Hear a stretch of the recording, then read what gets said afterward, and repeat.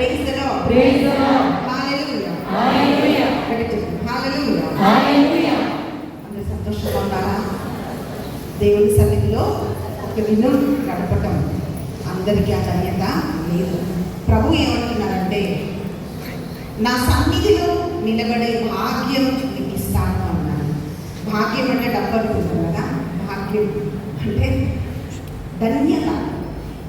అంటే దేవుడి సన్నిధిలో ఉండే ఒక గొప్ప ధన్యత దేవుడు మనకి ఈరోజు ఇచ్చాడు. పిల్లగా దేవుని వాక్యాన్ని మనము ధ్యానించబోతుండగా మీ ఫోన్స్ అన్ని సైలెంట్ మోడ్లో పెట్టుకోండి. ఈరోజు ఒక్కరోజు మీ ఫోన్ సైలెంట్ మోడ్లో పెట్టుకోండి.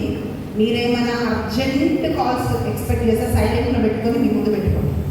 Praise the lord. దేవుడి కంటే అర్జెంట్ ఏముండదు కదండి, ఉంటుందా? ఏముండదు. Praise the lord. Hallelujah. Hallelujah. Praise the lord. ఈరోజు ఒక ముఖ్యమైన అంశాన్ని మనందరం ధ్యానించబోతున్నాం. మనందరి కుటుంబాలలో ప్రతి ఒక్క కుటుంబంలో సమస్యలు ఉన్నాయి. సమస్య లేని కుటుంబం ఏది కూడా లేదు.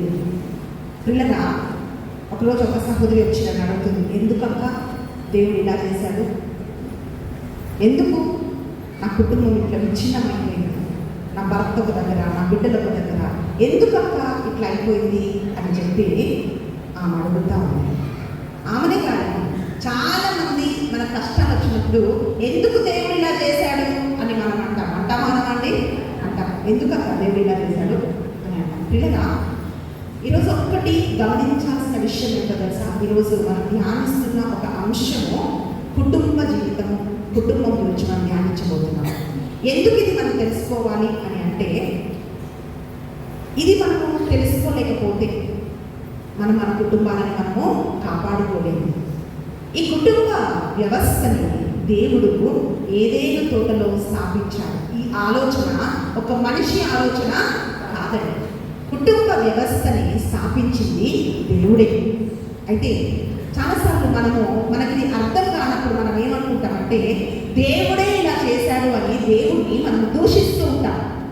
కానీ వాక్యంలో మనం ఈరోజు మనం ధ్యానం చేస్తుంటే పిల్లగా వాక్యం ఏం పలుకుతుందంటే, ఫస్ట్ కుటుంబం ఎక్కడుందండి? ఏదేను తోటలో ఉంది. ఎవరు ఆ కుటుంబ వ్యవస్థ చేశారు? యేసు ప్రభు ఆ కుటుంబ వ్యవస్థను చేశాడు. మంచి తోటలో వాళ్ళని పెట్టాడు. అవునా? మంచిగా హాయి ఉండాలని అనుకున్నాడు. కానీ సైతాన్ ఏం చేశాడు? ఆ కుటుంబంలోకి దూరి ఆ కుటుంబాన్ని నాశనము చేశాడు. అయితే ఆ అవకాశం ఎవరు ఇచ్చారు దూరడానికి? వాళ్ళే ఇచ్చారు.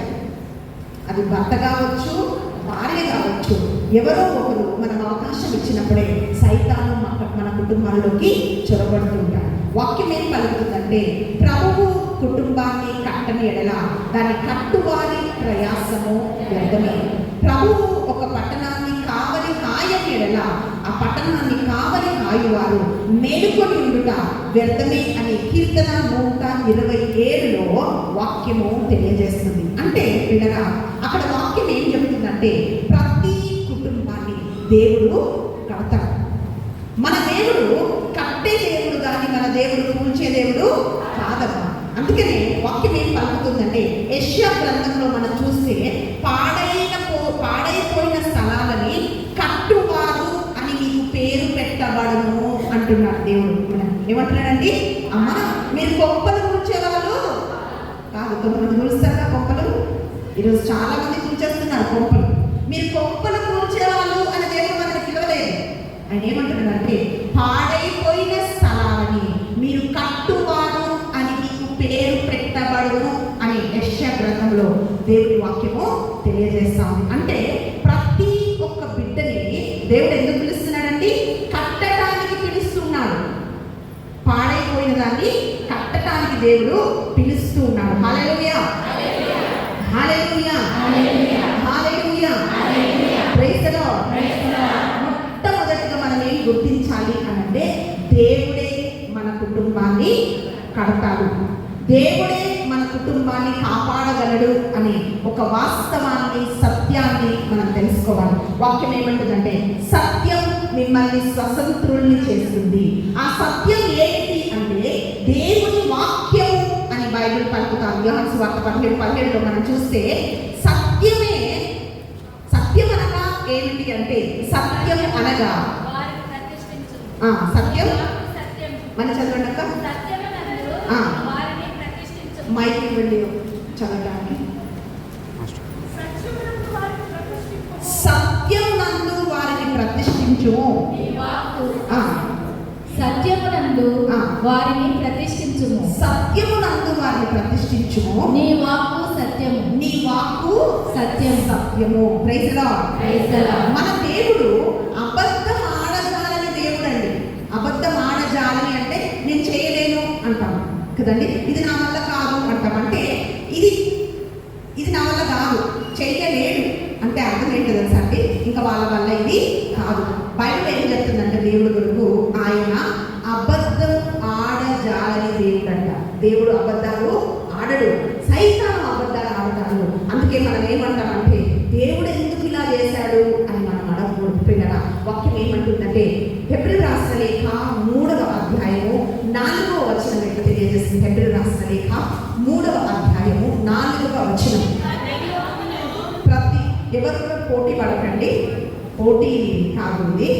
అంటే మైక్లో చదవాలనుకోండి, కొంతమంది బైబిల్ త్వరగా తీయలేని వాళ్ళు ఉంటారు, కొంతమంది చదవలేని వాళ్ళు ఉంటారు, కొంతమంది చూడలేని వాళ్ళు ఉంటారు. అవునండి, అంత స్పష్టంగా ఇప్పుడు మీరు స్పెట్స్ మర్చిపోవచ్చు. నేను కూడా కొన్నిసార్లు మర్చిపోయి వెళ్తాను, అవునా? అలా మర్చిపోయినప్పుడు మైక్లో చదవాలనుకోండి, అందరూ వింటారు. అందరూ బైబిల్ తీసి చూడండి. ఆ బైబిల్ మీరు అండర్లైన్ చేసుకోండి. మీరు దేవుని సన్నిధికి వచ్చినప్పుడు మీ బైబిల్ ఒక బుక్ పెన్ను రాసుకోగలిగిన వాళ్ళు ఏం చేయాలి? అది రాసుకోవాలి, దాన్ని అండర్లైన్ చేయాలి. ఆ వాక్యం ఇంతకుముందు అక్క చదివారు కదా, మిమ్మల్ని సత్యమందు ప్రతిష్ఠించబడితే ఆ సత్యం మిమ్మల్ని స్వతంత్రుల్ని చేస్తుంది అని వాక్యము తెలియజేస్తాము. Praise the lord. Hallelujah. Hallelujah. చదవండి. ప్రతి గృహమును ప్రతి గృహమును ఎవరో ఒకరు నిర్మిస్తురు. ప్రతి గృహము ఎవరో ఒకరు నిర్మిస్తురు. దేవుడు ఆ. విశ్వ నిర్మాత. దేవుడు విశ్వ నిర్మాత. దేవుడు దేవుడు విశ్వ నిర్మాత. దేవుడు విశ్వ నిర్మాత అంటే ఆయన master builder. Praise the lord. Hallelujah. Hallelujah. కొన్ని ఇల్లు మనం చూసినప్పుడు ఎక్కడ దోస్తే అక్కడ కట్టేస్తుంటారు కదండి.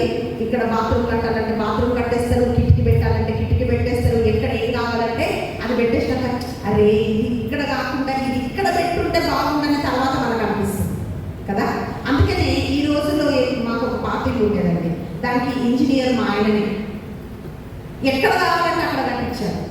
అది కూల్చడం కట్టడం, కూల్చడం కట్టడం. ఈ గోడ ఇక్కడ వద్దంటే పొద్దున మేస్త్రి వస్తుంది, ఈ గోడ కూర్చొని మళ్ళీ కట్టాలి. Praise the lord. తర్వాత మేము వేరే ఇంటికి మారినప్పుడు మా పిల్లల్ని నేను ఒకటే చెప్పాను, మీరు మాత్రం ప్లాన్ చేయకండి. అవునా? ఇంట్లో ఉండేవాళ్ళు ఎక్కడ ఏం సర్దుకోవాలి, ఎక్కడ ఏం పెట్టుకోవాలి ఆడవాళ్ళకి ఎక్కువ తెలుస్తుంది. మీరు మాత్రం ప్లానింగ్ చేయకండి అని చెప్తాను. ఎందుకంటే పిల్లగా ఒక ఇంజనీర్ ప్లాన్ చేశారనుకోండి, ఎక్కడి నుంచి గాలి రావాలి, ఎక్కడ వెళ్తుంటుంది, వాస్తుగా నేను చెప్తుంది ప్లానింగ్. ఆ చిన్న స్థలంలో చక్కగా ఎట్లా కట్టుకోవాలని వాళ్ళు చదివింది అదే చదువు కదండి. వాళ్ళు ప్లాన్ చేస్తారు కాబట్టి మీరు ప్లాన్ చేయకండి అని నేను చెప్పాను. ఎందుకు ఈ మాట చెప్తున్నానంటే ఇక్కడ మనందరికీ ఇల్లు ఉన్నాయి, ఇంట్లోనే మనం అందరం నివసిస్తాం, చెట్టు కింద ఉండట్లేదు మనం కదండి. పెద్దదో చిన్నదో ఏదో ఒక ఇల్లు ఇంట్లో మనం ఉంటున్నాం. అయితే ప్రతి గృహము ఎవరో ఒకరి చేత నిర్మించబడుతుంది, కానీ అందరి గృహాలను నిర్మించేవాడు విశ్వ నిర్మాత. అంటే ఈ ప్రపంచం అంతటిని నిర్మించువాడు దేవుడు. ఇంగ్లీష్లో మాస్టర్ బిల్డర్ అని వాక్యం పలుకుతాము. అంటే ప్రతి ఒక్క కుటుంబము దేవుడి చేతిలో ఉంది పిల్ల. Hallelujah. Hallelujah. Praise the Lord. మా అంటే వాక్యం ఏమంటుందంటే ఎఫెసీ రాసిన లేఖలో చక్కటి వాక్యం ఉంది. మీరు తీయమన్నది తీయండి, అప్పటి వరకు నన్ను చూస్తుందండి. నేను చదవమన్నదే మీరు తీయండి. ఇలా చెప్పగానే టక్ కాదు, మీరు చూడండి, మీరు యాక్టివ్గా ఉంటారు, చాలా సంతోషం. Praise the lord. Hallelujah. Hallelujah. వాక్యం ఏమంటుందంటే భూమికి పునాదులు ఎత్తకమునుపే ఆయన సంకల్పంలో మనం ఉన్నామంట. ఎంత వండర్ఫుల్ అండి, అర్థమైందండి. భూమికి పునాదులు ఎవరేశారు? ఇప్పుడు ఒక ఇంతమంది చక్కటి మందిరం కట్టారు కదా, దీనికి పునాదులు ఎంత గట్టిగా ఉంటాయి కదా. వాక్యం ఏమంటుందంటే భూమికే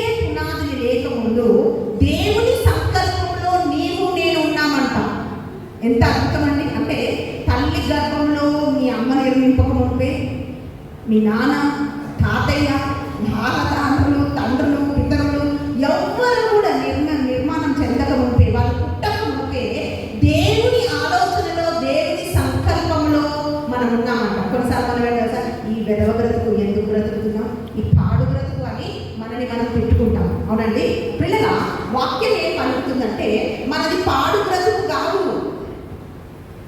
చాలా మంది పెట్టుకుంటారు కదా, ఏ పాడు బ్రతుకయ్యా, నేను ఎవ్వరికి అవసరం లేదు అంటారు. కానీ దేవుడు ఏమంటాడు తెలుసా, నా కుమార్తె, నా కుమారుడా, భూమికి పునాదులు ఎంతక మునిపే నీవు నా ఆలోచనలో ఉన్నావు. హల్లెలూయా. మా అమ్మ కడుపులో నేను పడక మునిపే దేవుడు తెలుసు, బాను అని నా కుమార్తె పుడుతుంది, ఆమె నా సేవ చేస్తుంది. Hallelujah. Praise the lord. Hallelujah. ఆయన తెలుసు, మనం అందరం ఇక్కడ కూర్చొని ఒక దినం ఆయనని స్తుతిస్తాం, ఆరాధిస్తామని. ప్రియరా, దేవుడు విశ్వ నిర్మాత అని వాక్యం తెలియజేస్తాం. ఆయన కూర్చేవాడు కాదు కానీ కట్టువాడు అని బైబిల్ అంటుంది. కానీ ఎవరు కూలుస్తున్నారు అని అంటే, యోహాను సువార్త 10వ అధ్యాయము 10వ వచనంలో మనం చూసినట్లయితే, దొంగవాడు దొంగతనానికి, హత్యకు, నాశనం చేయడానికి మాత్రమే వస్తాడంట. దొంగతనానికి, హత్యకు, నాశనానికి. కొన్నిసార్లు మనం అంటాం కదా, దొంగతనం చేస్తే ఎత్తుకుపోతే బంగారం ఎత్తుకుపోయాడు కానీ వీడు చంపడం ఎందుకు అంటాం మనం. పిల్లరా, అప్పవాడు ఏం చేస్తున్నాడంటే ఈరోజు కుటుంబాలను పాడు చేస్తున్నాడు. మీరు చూడండి, మునుపెన్నడు లేనన్ని విడాకులు ఈ రోజుల్లో మనం చూస్తున్నాం. మన అమ్మ లేకపోతే అమ్మమ్మ వాళ్ళ టైంలో మనం చూస్తే విడాకుల రేటు చాలా తక్కువ, డివోర్స్ రేటు. అవునండి. ఇప్పుడు ఊ అంటే విడాకులు, ఆ అంటే విడాకులు. ఒక సహోదరి నాతో చెప్తుంది, మంచి కుటుంబం అని, దేవుళ్ళో ఉండే కుటుంబం. అయితే ఆమె అంటుంది, వాళ్ళు నా కూతురికి మార్చి 7వ తారీఖు డివోర్స్ ఇంకా ఫైనల్ అయిపోతుంది అని తల్లి ఏడుస్తుంది. మంచి ప్రాంతంలో ఉన్నవాళ్ళు. పిల్లలు ఈరోజు అనేక కుటుంబాలు నాశనం అయిపోతున్నాయి, నిలబడలేకపోతున్నాయి. కనుక మనం ఈరోజు మనం ధ్యానించబోయే వాక్యం ఏంటో తెలుసా, ఎవరు మన కుటుంబాన్ని నాశనం చేస్తున్నారు, ఎవరు చేస్తున్నారో మనకు తెలుసు. చూడండి, ఏదైనా ఒక డోర్ వీక్ ఉందనుకోండి, ఏదైనా ఒక డోర్ నుంచి ఎవరైనా వస్తున్నారంటే మనం ఏం చేస్తామండి, అక్కడ బందోబస్తు చేస్తాం. అక్కడ అవునా, గ్రిల్ పెట్టించేస్తాం, లోపలికి రాకుండా మంచిగా తాళాలు వేసేస్తాం. ఈరోజు ఎవరు మన కుటుంబాలను దాడి చేస్తున్నారంటే సైతాను మన కుటుంబాల పైన దాడి చేసి మన కుటుంబాలను వాడు నాశనము చేస్తున్నాడు. వాక్యం ఏం పలుకుతుందంటే, ఈరోజు ఒక వ్యక్తి జీవితంలోంచి, ఆయన కుటుంబ జీవితంలోంచి మనము అనేకమైన ఆత్మీయ పాఠాలు మనం నేర్చుకోబోతున్నాం. పిల్లలు, యోబు గ్రంథము 1వ అధ్యాయం 8, 9, 10 ఈ వచనాలు మనం చూస్తున్నట్లయితే, యోబు గ్రంథము 1వ అధ్యాయము 8, 9, 10 ఈ 3 వచనాలు మనం చూస్తే, దేవుడు అతనితో ఒకరు చదువుతున్నారు కదా, ఒకరు ఆపండి, ఒకరు చదవండి. దేవుడు అతనితో నీవు నా సేవకుడైన యోబును చూచితివా, అట్టివాడు మరి ఒకడు భూలోకమున లేడు. అతడు అట్లాగే పరలోకంలో ఒక రోజు మీటింగ్ జరుగుతుందంట. దేవదూతలందరిని పిలిచి దేవుడు మీటింగ్ ఏర్పాటు చేశాడంట. మీటింగ్ ఏర్పాటు చేసినప్పుడు అందరినీ చక్కగా కూర్చున్నారు కదా, ముందే వచ్చేసారు, మంచిగా కూర్చున్నారు వరుసలో. అట్లా మంచిగా కూర్చున్నారంట దేవదూతలు పైన పరలోకంలో మీటింగ్ జరుగుతున్నప్పుడు. అప్పుడు దాంట్లో ఒక వ్యక్తిని ప్రభు చూశాడంట. చూసి ఈ వ్యక్తి ఎక్కడి నుండి వచ్చాడంటే భూమి మీద అటు ఇటు అటు తిరుగాడుతున్నాడంట. ఎటు అటు ఇటు అటు తిరుగాడుతున్నాడంట. తిరుగాడుతున్న ఇతను ఎక్కడికి వెళ్ళాడు, పరలోకంలో మీటింగ్లకి వెళ్ళాడు. ఎవరైనా కరెక్ట్ చెప్పారక. Praise the Lord. సైతాను పరలోకంలోకి వెళ్ళాడు. వెళ్ళి ఆ మీటింగ్లోకి వచ్చినప్పుడు ప్రభు ఏం చెప్తున్నాడంటే, అయ్యా, భూలోకంలో యోబు అనే ఒక వ్యక్తిని చూసావా, ఆయన ఎంత ధర్మాత్ముడు, ఎంత నిర్దోషంగా ఉంటాడు, ఎంత నా యందు భయభక్తులు కలిగిన వాడు అన్నాడంట. మీకు తెలుసా అండి, మీటింగ్లకు ఎప్పుడు దేవదూతలే రావు, దుర్మాత్మలు వస్తాయి. కొంతమంది ఓన్లీ డిస్టర్బ్ చేయడానికే వస్తారు. వాళ్ళు ఎందుకు వస్తారో వాళ్ళకి తెలియదు. ఏదో ఒక గొడవ, తిండి దగ్గర ఒక గొడవ, కూర్చున్న దగ్గర ఒక గొడవ, ఫ్యాన్ దగ్గర ఒక గొడవ, వెళ్తూ ఉంటారు. అవునండి, పరలోకంలోనే మీటింగ్కి వెళ్ళినప్పుడు మరి కింద మీటింగ్లు పెట్టినప్పుడు డిస్టర్బ్ చేసే వాళ్ళు ఉండొద్దు అని అంటే పాసిబుల్ కాదు. ప్రైజ్ ది లార్డ్, హల్లెలూయా. మంచి ఆ దేవదూతల మధ్య ఈ సైతాను కూర్చున్నాడంట. అప్పుడు ప్రభు చెప్తున్నాడు, ఏమైనా చూసావా నా బిడ్డను? చూడండి, చాలాసార్లు మన బిడ్డలు ఏదైనా సాధిస్తే, మన బిడ్డలు మంచిగా చదువుతుంటే, ఎవరైనా మన ఇంటికి వచ్చారనుకోండి, మనం ఏం చేస్తామండి? మన పిల్లలకు వచ్చిన బహుమానాలు కానీ, వాళ్ళకు వచ్చిన మెడల్స్ కానీ, అవన్నీ కానీ మనం అందరికీ కనిపించేటట్టు హాల్లో పెడతాం. మేము ఒక ఇంటికి వెళ్ళామండి. ఇంటికి వెళ్ళినప్పుడు అక్కడ ఇలా మంచి ఒక హ్యాంగర్ లాగా ఉంది, దానిపైన అన్ని ఇట్లా మెడల్స్ ఉన్నాయి. అక్కడ నిలబడి నేను ఇలా చూస్తున్నాను. చూస్తుంటే ఆ అబ్బాయి వాళ్ళ మమ్మీ వచ్చి ఏం చెప్తారంటే, అమ్మ ఇవన్నీ మా బాబు రన్నింగ్ రేస్లో ఎస్ఐ అనమాట. ఆ బాబు వీడు రన్నింగ్ రేస్లో ఇవన్నీ గెలుచుకున్నాయి అని ఒక్కొక్కటి ఇన్ని మీటర్లు, ఇన్ని కిలోమీటర్లు, అది ఇది అని చెప్పి నాకు అన్ని అవన్నీ నాకేం అర్థం కావు. అయినా కూడా ఆమె చెప్తుందన్నమాట. చెప్తుంటున్నప్పుడు ఆమె కళ్ళల్లో ఒక సంతోషం, ముఖంలో ఒక గర్వం, అంటే నా కొడుకు ఏదో సాధించాడని తల్లి ఆనందంతో చెప్తుంది. మనం కూడా చెప్తామా లేదా? మా పిల్లలు అక్కడ చదువుతున్నారండి, మా బిడ్డలు ఇది చదువుతున్నారండి, మా కూతురు అక్కడ ఉంటుందండి, మా మనవలు ఇదండి అని వాళ్ళు చెప్తుంటారు. ఎందుకంటే వాళ్ళు ఏదో సాధించారని మనం సంతోషపడుతుంటాం. అలాగే ప్రభు ఎవరి గురించి చెప్తున్నాడంటే యోబుని గురించి చెప్తున్నాడు. ప్రియులారా, మనం అందరూ దేవుని బిడ్డలకు అంటున్నాం మనం. అవునా? నువ్వెవరంటే నేను దేవుని బిడ్డ అంటున్నాను, అవునా కాదండి? కానీ నిన్ను నన్ను చూసి ప్రభు అట్లా సాక్ష్యం ఇవ్వాలి. ఈరోజు మనం సాక్ష్యాలు చెప్తాం. నేను ప్రార్థన చేశానండి, నాకు ఉద్యోగం వచ్చింది, ప్రార్థన చేశానండి, నాకు స్వస్థత వచ్చింది, ప్రార్థన చేశానండి, నేను ఇల్లు కట్టుకున్నాను, ప్రార్థన చేశానండి, అదైంది ఇదైంది అని మనం చెప్తూ ఉన్నాం కదా. పిల్లగా గొప్ప సాక్ష్యం ఏమిటి అని అంటే, నిద్రపోతున్న గట్టిగా చెప్పట్లు కొట్టండి, ఒకసారి గట్టిగా కొట్టండి.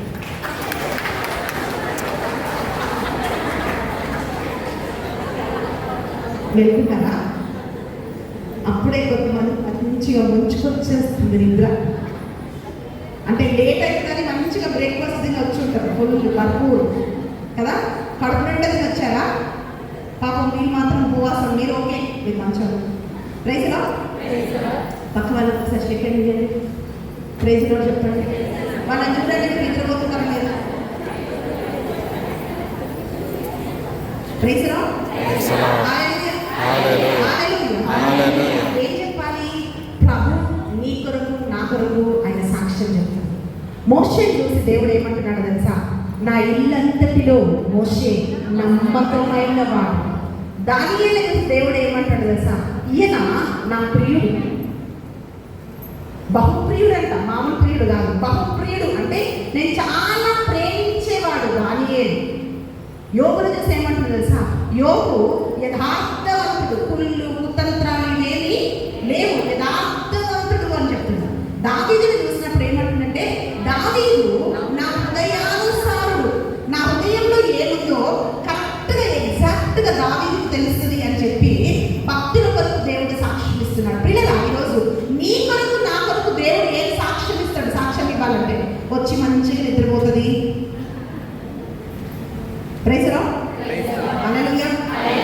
వచ్చి అందరితో చక్కగా గొడవ చేస్తుంది, మంచి బూతులు మాట్లాడుతుంది, ఇక్కడ పెడితే అక్కడ వరకు వినిపిస్తుంది. ఇవా కాదండి. నా బిడ్డ ఎంత వినయంతో ఉంటుంది, ఎంత చక్కగా ప్రార్థన చేస్తుంది, దేవుడి కోసం ఎంత కష్టపడుతుంది, నేనంటే ఎంత ప్రేమ అని దేవుడు చెప్పగలగాలి. యోగు గురించి దేవుడు ఏమంటాడు తెలుసా? చూసావయ్యా, అతను ధర్మాత్ముడు, యథార్థవంతుడు, భక్తిపరుడు అని ఇలా ఒక్కొక్కటి చెప్తున్నప్పుడు అప్పుడు సైతాన్ ఏమంటున్నాడు తెలుసా? ఊరికేనేనా యోగు నిన్ను వెంబడిస్తున్నాడు, నువ్వు మంచి భార్యనిచ్చావు, బిడ్డనిచ్చావు, ఆస్తిపాస్తులు ఇచ్చావు, అన్నీ ఇచ్చావు, ఇవ్వడం మాత్రమే కాదు ఆయన చుట్టూ నువ్వు కంచెలేసి ఆయనను కాపాడుతున్నప్పుడు అక్కడ మాట ఉందండి, ఊరికేనే. చదవండి వచ్చిన సాతాను దేవుడితో యోగు తమరి పట్ల ఒట్టినే భయభక్తులు చూపుటలేదు. ప్రైజ్ లో ఊరికేనా? మొన్న ఒక దగ్గరికి వెళ్తే ఒక బ్రదర్ చెప్తున్నాడు, ఇప్పుడు అందరూ వస్తారు ఈరోజు అన్నాడు. నేను పార్వతీపురం ప్రోగ్రామ్కి వెళ్ళానండి 3 రోజులు. అయితే అక్కడ చెప్తున్నాను, ఈరోజు అందరూ వస్తారు అన్నాడు. ఎందుకు వస్తారంటే ఈరోజు భోజనం ఉందని చెప్పాడు. అర్థమైందండి? ఈరోజు భోజనం పెట్టడం కాబట్టి అందరూ వస్తారు. Praise Lord. Hallelujah. Hallelujah. Praise Lord. Hallelujah. అంటే నేనేం చెప్తున్నానంటే ఒక మనిషి దేనికి రావాలి, దేని కొరకు రావాలి? దేవుని సన్నిధికి.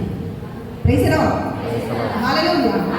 ఇక్కడ సైతాన్ ఏం చెప్తున్నాడంటే ఆయన ఊరికే నిన్ను ఆరాధించట్లేదయ్యా, నువ్వు అన్నీ ఇచ్చావు, ఆయన చుట్టూ నువ్వు కంచె వేశావు కనుక ఆయన నీ సన్నిధానానికి వస్తున్నాడు, అవన్నీ తీసి చూడు, యోబు నిన్ను విడిచిపెడతాడు అని చెప్పి సైతాన్ అన్నాడు. అప్పుడు దేవుడు ఏమన్నాడు తెలుసా? సరే, యోబు నీ చేతిలో ఉన్నాడు, నువ్వు వెళ్ళి చేసుకో, ఏం చేసుకుంటావో అని అన్నాడు. పిల్లరా, అప్పుడు సైతాను యోబు మీద, యోబు కుటుంబం మీద దాడి చేయడం మొదలుపెట్టాడు.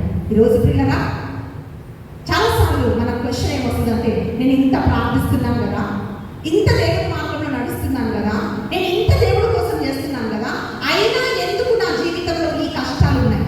నువ్వు ఆత్మలో బలపడుతున్నప్పుడు రకరకాల సమస్యలు, రకరకాల శోధనలు నీ కుటుంబంలో నువ్వు ఎదుర్కొంటావు. అవన్నీ చూస్తున్నప్పుడు మనకు ఏమనిపిస్తుంది అంటే దేవుడు నన్ను మర్చిపోయాడా, దేవుడు నన్ను విడిచిపెట్టాడా, దేవుడు నన్ను చూడటం లేదా, ఎందుకు ఎందుకు ఎందుకు అని చాలా రకాల క్వశ్చన్ మార్క్స్ మన మనసులో ఉన్నాయి. వాటన్నిటికీ ఈరోజు దేవుడు సమాధానం ఇస్తున్నాడు మనకి. హల్లెలూయా.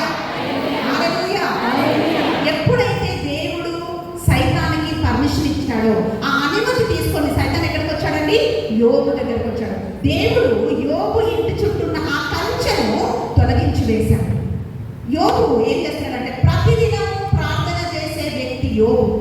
యోబుకు 7 మంది కుమారులు, 3 కుమార్తెలు, 10 మంది సంతానం యోబుకు. అయితే వీళ్ళందరూ ఏం చేస్తారంటే ప్రతిదినము ఒక ఇంట్లోకి వచ్చి అందరూ కలిసి విందు చేసుకుంటారు అన్నమాట. విందు చేసుకుంటున్నప్పుడు నా వాయిస్ మీ చివరి వరకు క్లియర్గా ఉందా? చివరి వరకు వినబడుతుందా? నా వాయిస్ వినబడుతుందా? వినబడుతుందంటే చేతులు ఎత్తండి. వినబడుతుంది కదా? Praise Lord. హల్లెలూయా. యోబు ఏమనుకుంటున్నాడంటే ఒకవేళ నా బిడ్డలు అందరూ విందు చేసుకుంటున్నప్పుడు దేవుణ్ణి ఏమైనా దూషిస్తున్నారేమో అని అరుణోదయ వేళ లేచి దేవుడికి ఏం చేస్తున్నాడంటండి? పాప పరిహార బలి చెల్లిస్తున్నాడంట. అంటే నా బిడ్డలు ఏమైనా పాపం చేశారేమో, అయ్యా నా బిడ్డల్ని పాపంలో పడనీయకు, ఒకవేళ వాళ్ళు పాపం చేస్తే వాళ్ళని క్షమించు ప్రభువా అని యోబు ప్రార్థన చేస్తున్నాడంట. పిల్లరా, ఒక్క దినం ఏం జరిగిందంటే ఎప్పుడైతే దేవుడు ఆ కంచె తొలగించేశాడో వాక్యం ఏం పలుకుతుందంటే ఊజు దేశం అంతటిలో యోబు బహు ధనవంతుడంట. అంటే మామూలు ధనవంతుడు కాదు, చాలా ధనవంతుడని వాక్యం పలుకుతా ఉంది. సైతాను మొట్టమొదటిగా చేసే దాడి ఏంటో తెలుసా అండి? దేవుని నమ్మిన వాళ్ళ కుటుంబాలలో సైతాను ఆర్థికమైన దాడిని చేస్తాడు, ఆర్థికమైన ఇబ్బందులు కలగజేస్తాడు. ఇవి ఎక్కడి నుండి వచ్చాయి అంటే మనకు కొన్నిసార్లు జవాబు కూడా ఉండని విధంగా ఆర్థికంగా సైతాను మన పైన దాడి చేస్తాడు. వాక్యంలో మనం చూసినట్లయితే యోబు గ్రంథము 1వ అధ్యాయము 14 నుండి 17 వచనాలు ఇలా తెలియజేస్తాయి. యోబు గ్రంథము సేవకుడు ఒకడు యోబు చెంతకు వచ్చి, అయ్యా నీ ఎడ్లు పొలము దున్నుచున్నవి, వారి ప్రక్కనే నీ గాడిదలు వేయించున్నవి. ఇంతలో శవాయిలు వచ్చి పడి ఆ పశువులన్నిటినీ తోలుకొని పోయేది. వారు నీ సేవకులనెల్లా కత్తులతో పొడిచి చంపివేసేది. నేనొక్కడనే తప్పించుకొని వచ్చి నీకు ఈ సంగతి చెప్పుచున్నాను. యోబు గ్రంథము 1వ అధ్యాయము 14 నుండి 17 వచనం వరకు మీరు చదివితే అక్కడ వాక్యం ఏముందంటే పిల్లరా, ఎడ్లు నాగలి దున్నుతున్నాయంట, గాడిదలు మేస్తూ ఉన్నాయంట. వాక్యం ఏం పలుకుతుందంటే ఆయనకున్న ఆస్తి ఎంత అంటే 7,000 గొర్రెలు ఉన్నాయంట, 3,000 ఒంటెలు, 500 జతల ఎడ్లు, 500 ఆడ గాడిదలు, దాసులు, బహు ధనవంతుడు అన్నమాట యోబు. ఇప్పుడు ఒక మనిషికి ఒక కారు ఉందంటే ఎంత గ్రేట్ అండి కదా. అప్పుడు ఒంటెలో గాడిదల మీదనే మనుషులు ప్రయాణం చేస్తున్నారు. అవునా? అంటే ఇంకొక మాటలో చెప్పాలంటే ఈరోజు ఎన్ని ఇల్లు బంగారం ఇవన్నీ అంటున్నాం కదా, ఆ రోజు మనిషికి ఉన్న పశువు సంపదను బట్టి వాళ్ళు ఎంత ధనవంతులని నిర్ధారించేవాళ్ళంట. అంటే ఇంత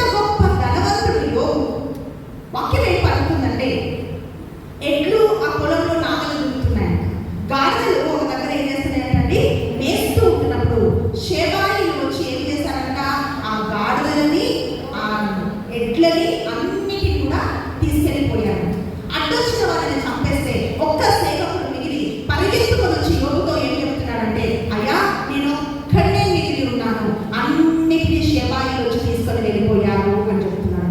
అలా అతను చెప్పి ఇంకా ముగించాడో లేదో వెంటనే ఇంకొక సేవకుడు పరిగెత్తుకొని వచ్చాడంట. ఆయన ఏం చెప్తున్నాడంటే, గొర్రెలు మేస్తూ ఉంటున్నప్పుడు ఆకాశం నుండి అగ్ని పడి ఏమైందంటే ఆ గొర్రెలన్నీ కాలిపోయాయి, మిగతా వాళ్ళ అన్ని నాశనం అయిపోయాయి, సేవకులు చనిపోయారు, నేను ఒక్కడే మిగిలి ఉన్నాను అని చెప్పి ఆ సేవకుడు చెప్తున్నాడంట.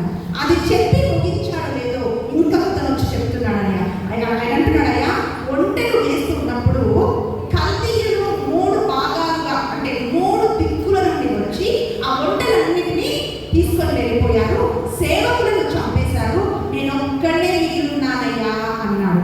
ఒకే ఒక మాటలో చెప్పాలంటే, సింపుల్గా మనకు అర్థం కావాలంటే, ఆయనకున్నది మొత్తం కూడా నాశనం అయిపోయింది.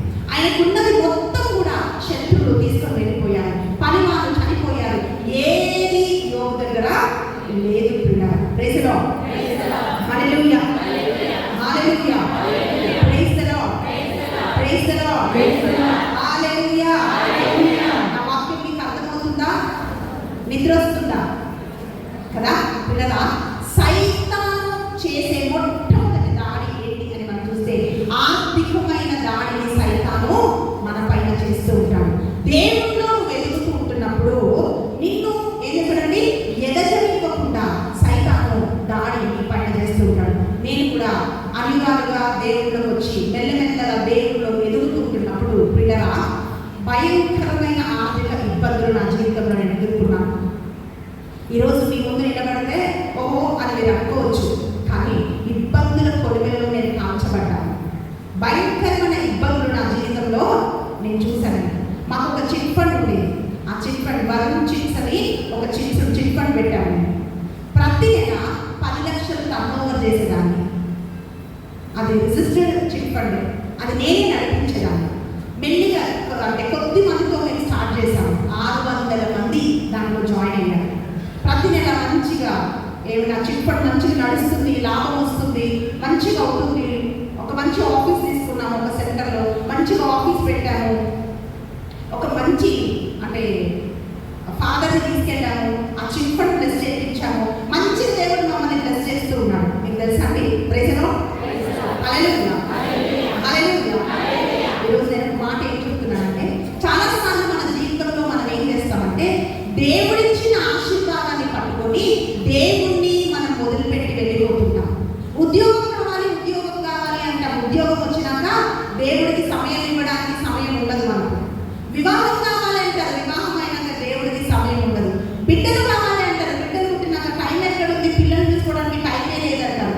పిల్లల ఆశీర్వాదాన్ని పట్టుకొని ఆశీర్వాదపు ఊట అయిన దేవుడిని మనుషులు మర్చిపోతారు. ఇది మనుషుల నైజం. నేను కూడా దేవుడు ఎప్పుడైతే మమ్మల్ని మంచిగా దీవించాడో అప్పుడు డబ్బుకి చాలా శక్తి ఉందండి. అది ఎట్లంటే ఇట్లా మంచిగా లాగేసి పట్టేస్తుంది మనిషి. డబ్బులు వస్తూ ఉన్నప్పుడు అప్పుడు మా ఆయన మేము ఏమనుకున్నాం తెలుసా, సండే రోజు మా ఇలాగా ఇప్పుడు వచ్చేసి ఒక్క రోజు ఉంటే అమ్మ ఇంతసేపు అనుకుంటారు కదా, మాకు అట్లా కాదండి. మాకు 9:30 స్టార్ట్ అయితే 4 గంటల వరకు మాకు ప్రార్థన ఉంటుండేది మా ప్యాష్. సో మేము ప్రార్థనకి వెళ్ళి 9:30కి వెళ్ళామంటే ఇంటికి వచ్చినప్పుడు 5:30 మేము ఇంటికి వచ్చేవాళ్ళం. ఇంతసేపు వెళ్ళి చర్చిలో కూర్చుంటే, ఇంతసేపు వెళ్ళి దేవుని సన్నిధిలో కూర్చుంటే మనం బిజినెస్ చేసుకోలేము కదా అని చెప్పి ముందైతే ఆరాధన స్టార్ట్ అయినప్పుడు, అంటే ఆరాధన అంటే ప్రైజ్ అండ్ వర్షిప్ మనం స్టార్ట్ చేసామండి. పాటలు అవ్వకముందే వెళ్ళేదాన్ని. ఇప్పుడు ఈ అమ్మాయి కూర్చుంది కదా, ఇక్కడే ప్లేస్లో నేను కూర్చునేదాన్ని. అదే నా ప్లేస్, అక్కడే కూర్చోవాలి నేను, లేకపోతే నాకు కూర్చున్నట్టు ఉండదు దేవుని సన్నిధిలో. అయితే మెల్లిగా డబ్బులు వెళ్తుంటే ఏమైతే కళ్ళు తలకెక్కుతాయి. అవునండి, చూద్దాంలే చేద్దాంలే అనిపిస్తుంది. మెల్లిమెల్లిగా దేవుని సన్నిధికి రావడము నిర్లక్ష్యం చేశాము. వెళ్ళొచ్చులే అని చెప్పి పాటలు అయిపోయినాక వెళ్ళేవాళ్ళు.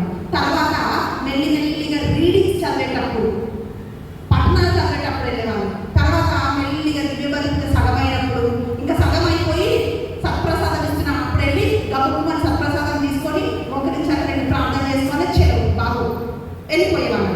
అలా మెల్లిగా దేవుని గేమ్లో మేమేమండి కింద పడిపోయాం. అప్పుడు స్టార్ట్ అయింది మా పతనం. ఎవరైతే డబ్బులు తీసుకున్నారో వాళ్ళు డబ్బులు ఇవ్వండి, చాలా సతాయిస్తున్నారు, చాలా ప్రాబ్లమ్స్ ఒకదాని తర్వాత ఒక నిద్రపోతున్న గట్టిగా చప్పట్లు కొట్టాలి. బ్రదర్స్ నేర్చుకున్నారన్న జీవితం ధన్యమైపోయింది. Praise the lord, hallelujah, hallelujah, praise the lord, hallelujah. గట్టి చెప్పాలి, ఎందుకంటే అప్పుడప్పుడు చేతులు ఎత్తి ఇట్లా కదులుతుంటే ఇట్లా మంచిగా ముంచుకొస్తున్న నిద్ర రాకుండా చేతులు చెప్పండి. హల్లెలూయా, గట్టి చెప్పాలి, hallelujah, praise the lord, praise the Lord. మెల్లిమెల్లిగా ఆర్థికమైన ఇబ్బందులు స్టార్ట్ అయ్యాయి. 10 లక్షల అప్పుతో మేము మా చిట్పండి క్లోజ్ చేసేసాం. అప్పుడు ఈ 10 లక్షలకి 30,000 వడ్డీ కట్టాలి ప్రతి నెల. ఏం చేయాలో అర్థం కాదు. ప్రతి నెల కొంచెం గోల్డ్ తాకట్టు పెట్టాలి, వడ్డీ కట్టాలి, గోల్డ్ తాకట్టు పెట్టాలి, వడ్డీ కట్టాలి. తర్వాత బంగారం అంతా తాకట్టు పోయింది, ఇంకా డబ్బులు లేవు. ఏం చేయాలో అర్థం కావట్లేదు. పిల్లరా, అసలు భయంకరమైన ఇబ్బందులు అనమాట. ఏ ప్రయత్నం చేసినా కూడా సఫలం కావట్లేదు, ఏది చేసినా సక్సెస్ అవ్వట్లేదు. ఏం చేయాలి అని అంటున్నప్పుడు ఇంకా మెల్లిమెల్లిగా అక్కడి నుంచి తెచ్చి ఇక్కడి తెచ్చి అక్కడికి ఇచ్చి వడ్డీలు పెరిగిపోయి ఏంటంటే రక్తం పీల్చేసి వడ్డీలు కట్టి జలగ పీల్చేస్తుంది కదండి రక్తము, అట్లా వడ్డీలు రక్తాన్ని పీల్చి పిప్పి చేసి ఏం చేయాలో అర్థం కాని స్థితిలో ఎవరికి చెప్పాలనుకోండి అందరూ ఏమంటారు కదండి. నాకు అప్పుడు అర్థమైంది డబ్బు లేనప్పుడు మనుషులు ఎట్లా చూస్తారని. అప్పుడేంటో తెలుసా, అక్క, వదినా, అమ్మ, నువ్వు మదర్లేని అమ్మ. ఎందుకంటే నేను ఫైనాన్స్ బిజినెస్ చేస్తున్నాను కదండి. నీకు డబ్బు కావాలంటే అక్క ఎంత కలవదంగా నీ మొహము, నువ్వు మదర్లేని అక్క. అవునా, డబ్బులు వడ్డీకి ఇచ్చేయాలి. ప్రైజ్ ది లార్డ్, అర్థమైందండి. ఇక డబ్బులు పోయినాక నేను వాళ్ళ దయ్యంలా కనిపిస్తున్నాను. ఇంకా నన్ను చూసిన వాళ్ళు అక్కడి నుంచి వెళ్తున్నారు. అప్పుడు చుట్టాలు బంధువులు మొత్తం వచ్చి 2 రోజులు 3 రోజులు మనుషులు వచ్చి ఉండి తిని వాళ్ళకి వెళ్ళేటప్పుడు బట్టలు పెట్టడము, వాళ్ళకి ఫ్రూట్స్, వాళ్ళకి సిగ్గి తిప్పడాలు అన్ని మంచిగా తిప్పి ఇప్పుడైతే మాకు తెలుసు, మాకు అప్పుడే తెలుసు ఒకరోజు ఇట్లా అవుతుందని. అర్థమైందండి. Praise the lord. మనుషులను చూసుకొని దేవుణ్ణి వదిలిపెట్టే వాళ్ళకి తర్వాత అర్థమవుతుందండి.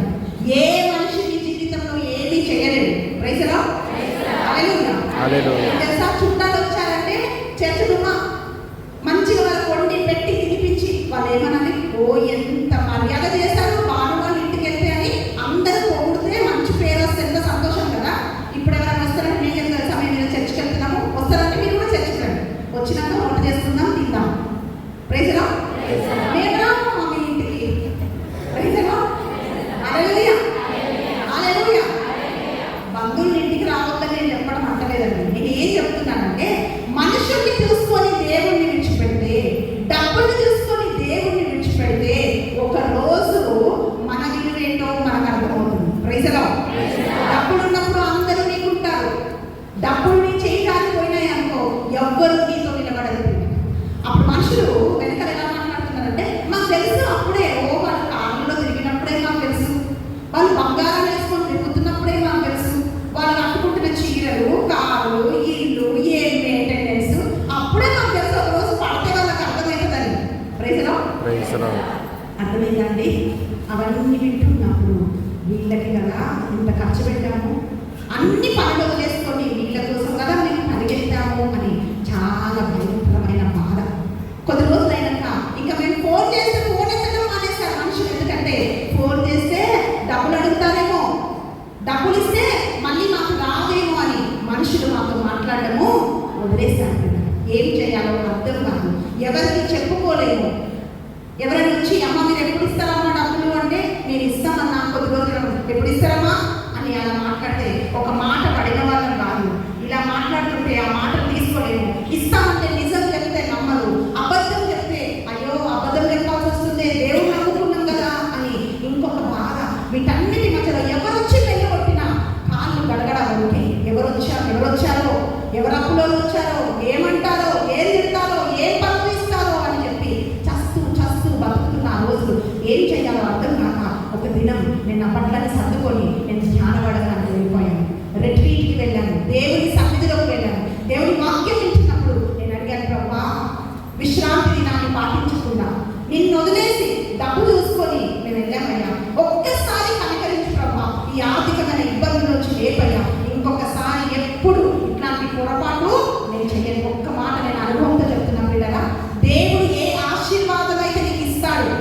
అది కుటుంబం కావచ్చు, బిడ్డలు కావచ్చు, ఆస్తి కావచ్చు, ఉద్యోగం కావచ్చు, ఏదైనా సరే దేవుడు నీకు ఇచ్చింది, నువ్వు దాన్ని కాపాడుకోవాలి.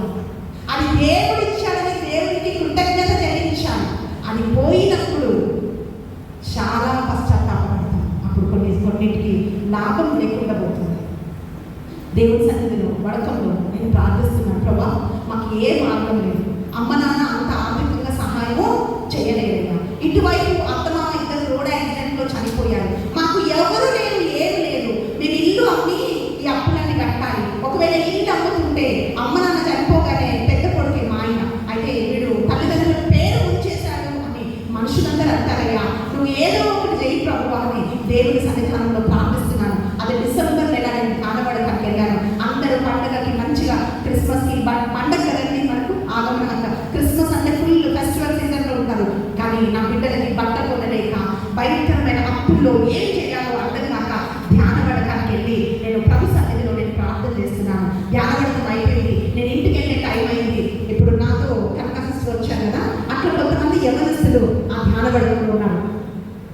అయితే వాళ్ళు అక్కడ కూర్చున్నారు అనమాట. అందరూ మా చేతితో వచ్చి వాగ్దానాలు తీసుకుంటుంటే నేను వాళ్ళ దగ్గరికి వెళ్ళాను. వెళ్ళి నేను అన్నాను, అమ్మ నాకు ఒక వాగ్దానం ఇస్తావా అని అడిగాను. అమ్మన్నది అక్క మీరే తీసుకోండి, ప్రేయర్ చేసి మీరు తీసుకోండి అని ఆ అమ్మాయి ఇలా ప్రామిస్ కార్డ్స్ నాకు ఇచ్చింది. నేను కళ్ళు మూసుకొని ప్రేయర్ చేసి నేను ఒక్కటే అడిగాను, ప్రభా ఒక్క మాట నువ్వు మాట్లాడేగా, నన్ను విడిపించి నువ్వు ఏం చేస్తావో చేయి ప్రభు అని నేను ప్రార్థన చేసుకొని ఒక్క వాగ్దానం నేను తీసుకున్నానండి. యెషయా 46వ అధ్యాయంలో దేవుడు ఒక వాగ్దానం ఇచ్చాడు.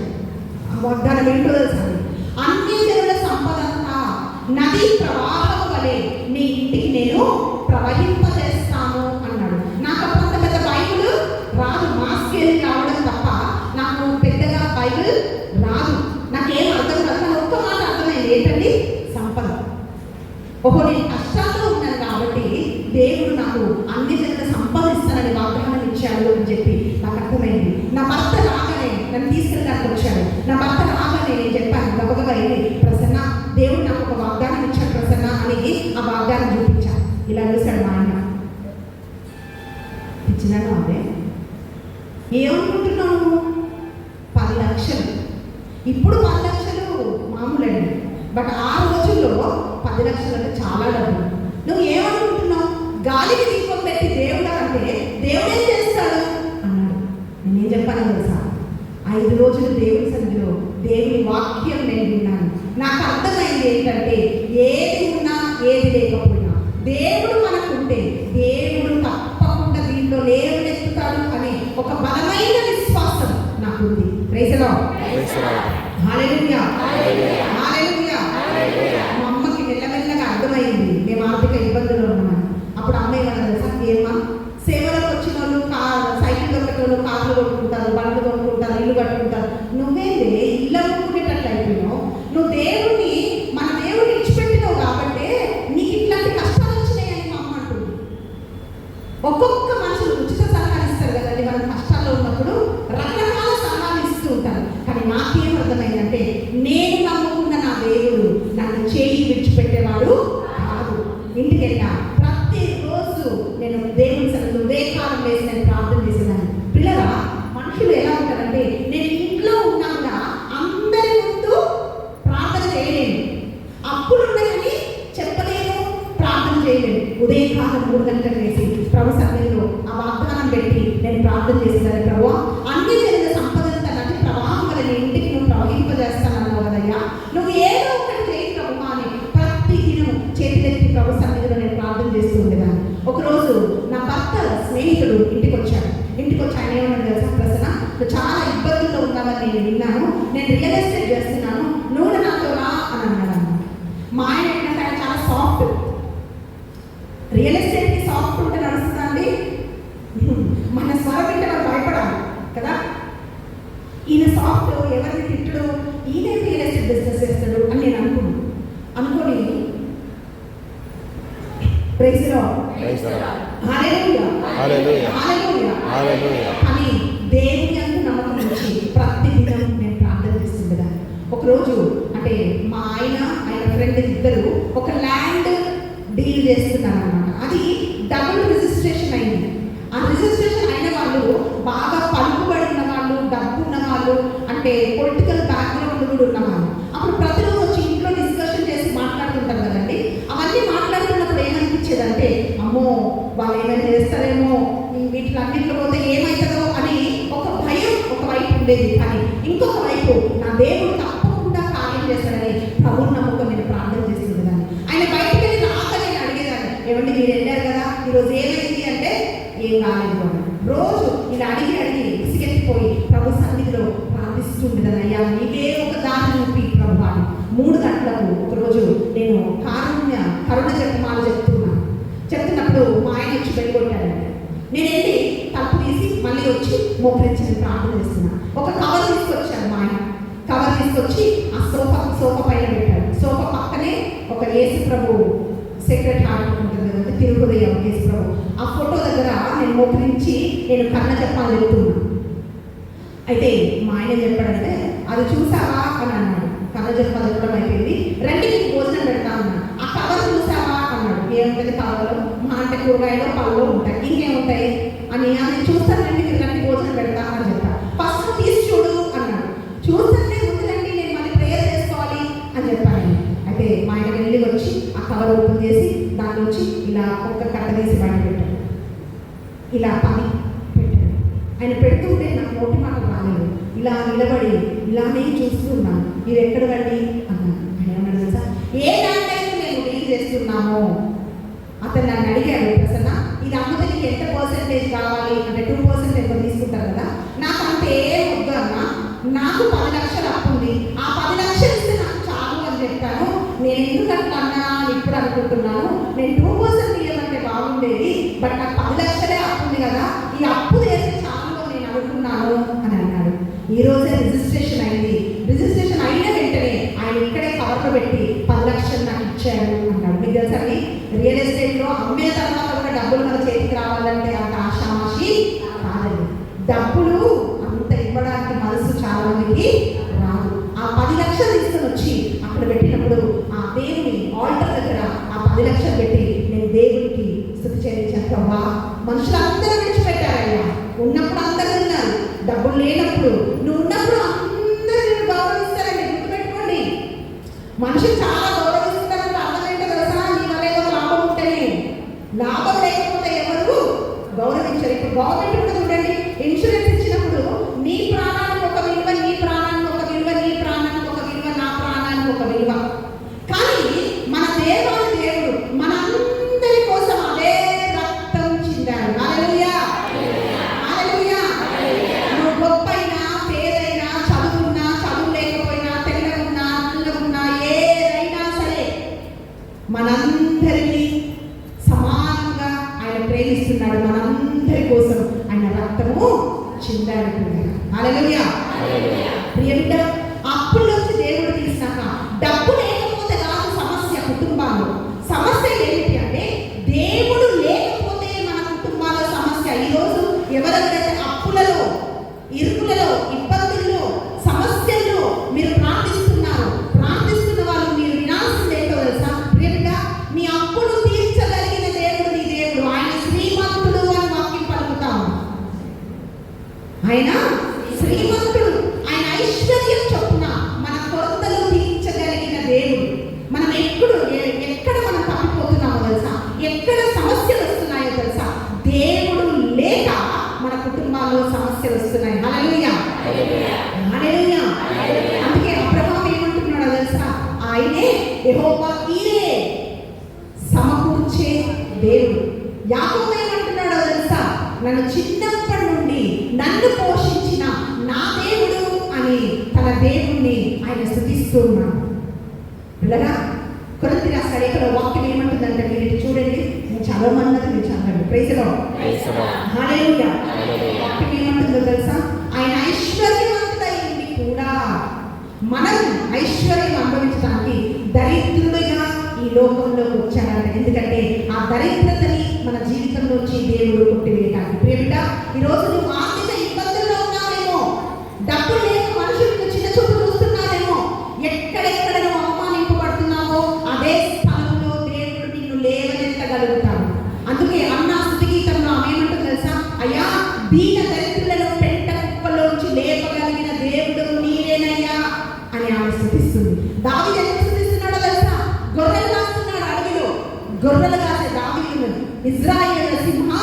కింద దేవుడు కూర్చోబెట్టాడు. ప్రియబిడ్డ, ఈరోజు నువ్వు దేవుడు కలిగి ఉంటే అన్నీ నీవు కలిగి ఉన్నావు.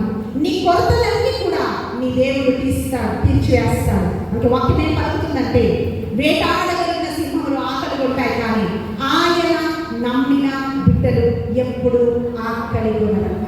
ఈరోజు ఎవరైతే అప్పుల్లో ఏడుస్తున్నారో, ఆర్థిక ఇబ్బందులు ఏడుస్తున్నారో, డబ్బులు లేవు కదా నా బిడ్డలకు ఎట్లా పెళ్లి చేయాలి, డబ్బులు లేవు కదా నా బిడ్డలు ఎట్లా చదివించాలి, డబ్బులు లేవు కదా నేను ఎట్లా ఇంటి కట్టుకోవాలని అనుకుంటున్నాను ప్రియబిడ్డ, కానీ మన దేవుడు సమకూర్చువాడు.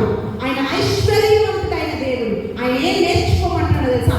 ఆయన పైన ఆనుకోవడం మనం నేర్చుకోవాలి. ఆయన వైపు చేతులు ఎత్తడం మనం నేర్చుకోవాలి. ఆయన పైన ఆధారపడుతున్నప్పుడు నీకు ఏ సమయానికి ఏం కావాలో వాటన్నిటినీ దేవుడు మనకు సమకూరుస్తాడు. నీకు బ్యాంక్ బ్యాలెన్స్ లేకపోవచ్చు, బంగారం లేకపోవచ్చు, పరపతి లేకపోవచ్చు, కానీ నీకు ఏ టైంకి ఏం కావాలో వాటన్నిటిని కూడా నీ దేవుడు నీకు సమకూరుస్తాడు. విశ్వసిస్తున్నాడు, చప్పట్లు కొట్టాడు.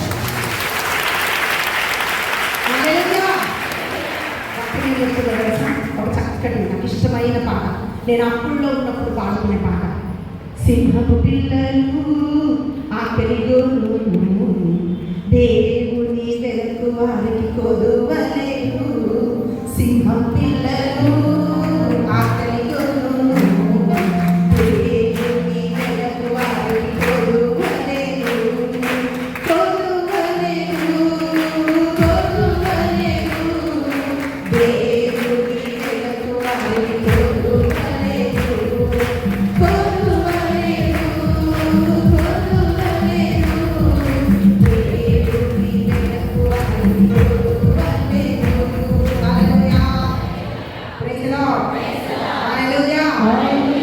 అలా చెప్పండి, దేవుని వెతికే వారికి కొదువ లేదు. చెప్పండి, పక్కన చెప్పండి, దేవుని వెతికే వారికి కొదువ లేదు. చెప్పండి, పక్కన చెప్పండి, దేవుని వెతికే వారికి కొదువ లేదు. ఉందా? ఉందా అండి? నేను ఒక చిన్న మాట చెప్తానండి. నేను ఫుడీ కాదు, అంటే నేను తిండిపోతు కాదు. నాకు ఏదైనా ఆ టైంకి కొంచెం కడుపు నిండాలి అంతే.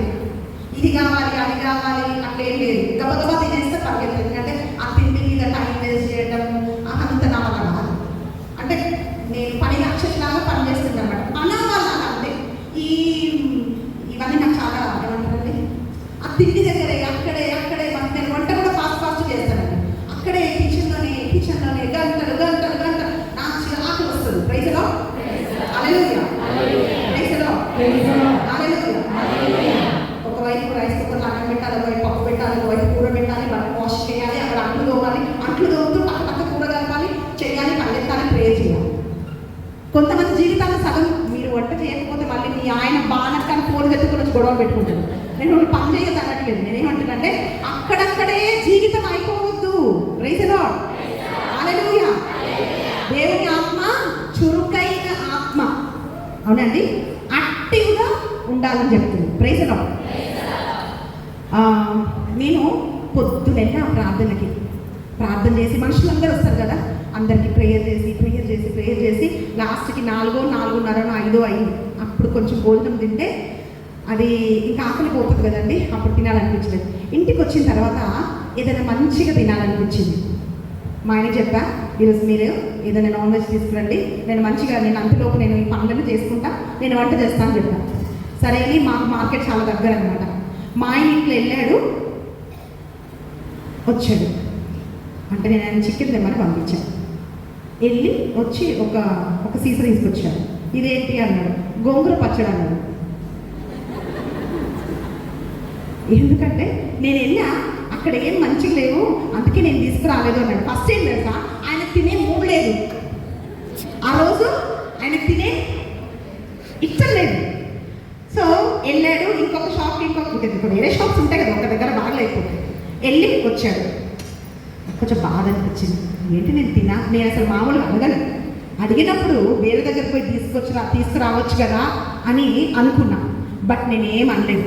సరేలే అని చెప్పి వెళ్ళి జస్ట్ కుక్కర్లో రైస్ కట్టి పెట్టడానికి కిచెన్లోకి వెళ్ళాను. బెల్ మోగిందనమాట.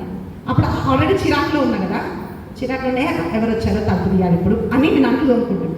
మళ్ళీ బెల్ మోగుతుంది. మా ఆయన అక్కడే సోఫాలో కూర్చున్నాడు కదలకుండా. సరే కిచెన్ నుంచి వచ్చి నేను తలుపు తీయగానే మా పక్కింటి ఒక ఆంటీ నిలబడింది. ఆంటీ రండి ఆంటీ అన్నా. ఈరోజు నేను ఎప్పటి నుంచి నీ కోసం ఎదురు చూస్తున్నామ్మా. నేను 6:30 నుంచి చూస్తున్నా బాను, నువ్వు ఎప్పుడు వస్తావని దారి కాచుకున్నా అన్నది. ఎందుకు ఆంటీ అన్నా. ఆమె మాట్లాడుతుంది కానీ మంచి వాసన వస్తుంది, బిర్యానీ వాసన. ఎక్కడి నుంచి వస్తుంది ఈ వాసన అనుకున్నా. నేను మెల్లిగా బ్యాగ్ తీసింది, ఇట్లా బ్యాగ్ తీసి లోపల రానా అన్నది. రండి ఆంటీ అన్నప్పుడు ఆమె లోపలికి వచ్చింది. ఇట్లా డైనింగ్ టేబుల్ దగ్గరికి వచ్చి ఒక్కొక్క బాక్స్ తీస్తుంది. బిర్యానీ, ఒక దాంట్లో మటన్, ఒక దాంట్లో చికెన్ ఫ్రై, ఫిష్ ఫ్రై, నాకు పులిహోర ఇష్టం అనమాట. సో పులిహోర, ఒక స్వీట్, అన్ని బాక్సులు పెట్టింది. ఇలా చూసి ఒక్క మాట రాలేదు. కళ్ళలోంచి కన్నీళ్ళు వస్తున్నాయి. నేను ఎప్పుడు అన్నం తినలేక కాదు, మా ఆయన అన్నీ తీసుకొచ్చి పెడతాడు. కానీ నేను తినాలనుకున్నప్పుడు నాకు లేదు. మీకు అర్థమైందండి? దేవుడికి తెలుసు నా బిడ్డ ఆకలిగా ఉన్నది, ఏదో తినాలని ఇష్టపడుతుంది. నేనేం తినాలనుకున్నానో అవన్నీ నా దేవుడు నాకు పంపించాడు. అందుకే ఆ పాట పాడుతున్నప్పుడు నాకేమనిపిస్తుంది తెలుసా?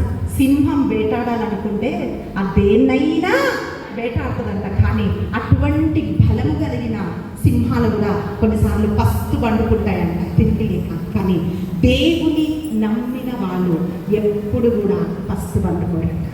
సింహం పిల్లలు ఆకలిగోను, దేవుని వెదకు వారికి కొదువలేదు, కొదువలేదు, కొదువలేదు.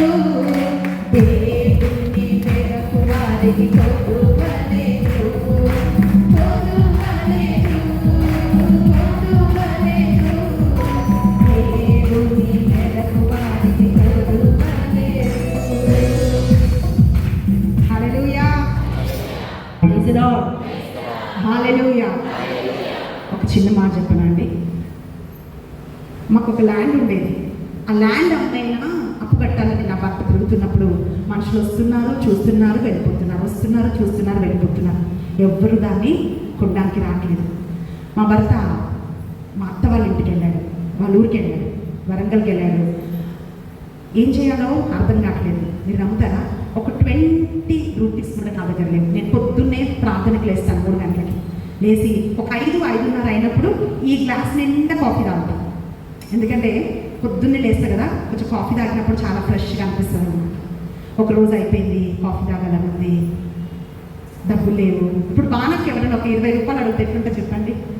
నేను ఎందుకు ఈ మాట చెప్తున్నానో తెలుసా? ఈ బట్టలు చూసి, ఈ దిద్దులు చూసి, ఈ గాజులు చూసి మీరు అనుకోకండి, ఇవన్నీ మనకు ఒక టైంకి అక్కరకు రానివి ప్రియుల. కప్పు కాఫీ తాగడానికి ఏం చేయాలి అని నేను చూస్తున్నాను. ఒకరోజు అయిపోయింది. ఇప్పుడు మా ఇంట్లో రెంట్కి కూడా ఉంటారు పోర్షన్స్. ఇప్పుడు వాళ్ళని అడిగితే వాళ్ళు ఇస్తారుగా. నాకు అడగటం ఇష్టం లేదు. వద్దయ్యా, నేను ఒక 100 రూపాయలు అడిగానంటే పరువు పోతుంది ఇక్కడ కూడా అని చెప్పి నేను ప్రార్థిస్తున్నాను. కరెక్ట్ 6:30కి మా ఇంటి బెల్లు మోగింది. ఇప్పుడు బెల్లు మోగితే అద్భుతం అనుకోవాలి మీరు మా ఇంటికి. Praise the lord, hallelujah. Bell మోగింది. నేను తలుపు తీశాను. ఒక యవనస్తుడు, ఒక తమ్ముడు మా ఇంటి ముందు నిలబడ్డాడు, ఒక చేతిలో కవర్ పట్టుకుని. అయితే నేను నవ్వి, ఏం బిడ్డ ఇట్లా వచ్చావు అన్నా. ఇప్పుడు తెలంగాణలో బిడ్డ అంటారు, ఎక్కువ బిడ్డ అంటారు. మీరైతే సిస్టర్ గారు అండి అంటారు కదా. మాకు అన్నీ మేము ఏమన్నాం, అమ్మ గౌరవం ఏంటంటే అన్న అక్క, సింపుల్ అయిపోయింది. Praise the lord. ఇప్పుడు ఈ గ్లోరీ వాళ్ళు వస్తారు కదా, సిస్టర్ గారండి అంటారు. సిస్టరే గౌరవము, దానికి గారు, దాని పక్కన ఒక అండి అని పిలుస్తారు అనమాట. మేమైతే పేరు పెట్టి పిలుస్తాం, లేకపోతే అక్క అని పిలుస్తాం. సో నేను చెప్పాను, ఏంటి బిడ్డ ఇట్లా వచ్చావు అన్నా. అక్క, నేను పొద్దున 3 o'clock ప్రేయర్ చేసుకుంటుంటే నీ దగ్గరికి వెళ్ళాలనిపించింది అక్క. అంత పొద్దున పాలు వస్తాయో లేదో తెలియదు కదా, ఒక కప్పు కాఫీ చేసుకొని తాగి నేను ప్రేయర్ చేసుకొని వెళ్దామని వచ్చానక్క అన్నాడు. అంటే ఆ అబ్బాయి పైన ప్రేయర్ చేస్తుంటాడు అనమాట. వచ్చి మా ఇంటి పైన ప్రేయర్ వాళ్ళు ఉందండి. మా అత్త మామ ఇద్దరు ప్రొటెస్టెంట్స్గా ఉండేవాళ్ళు. Praise the lord. మాకు కింద ఇల్లు, పైన చర్చ్ అండి. అవన్నీ తీసేసి క్యాథలిక్ సంఘంలో సేవ చేయడానికి నేను వచ్చాను. Praise the lord. Hallelujah, hallelujah, hallelujah, praise the lord. అయితే నేను ప్రేయర్ చేసుకొని వెళ్తానక్క అన్నాడు. అబ్బాయి ఎక్కడి నుంచి వచ్చాడు తెలుసా? నిజామాబాద్ నుండి హైదరాబాద్కి వచ్చాడు పాల ప్యాకెట్ తీసుకొని.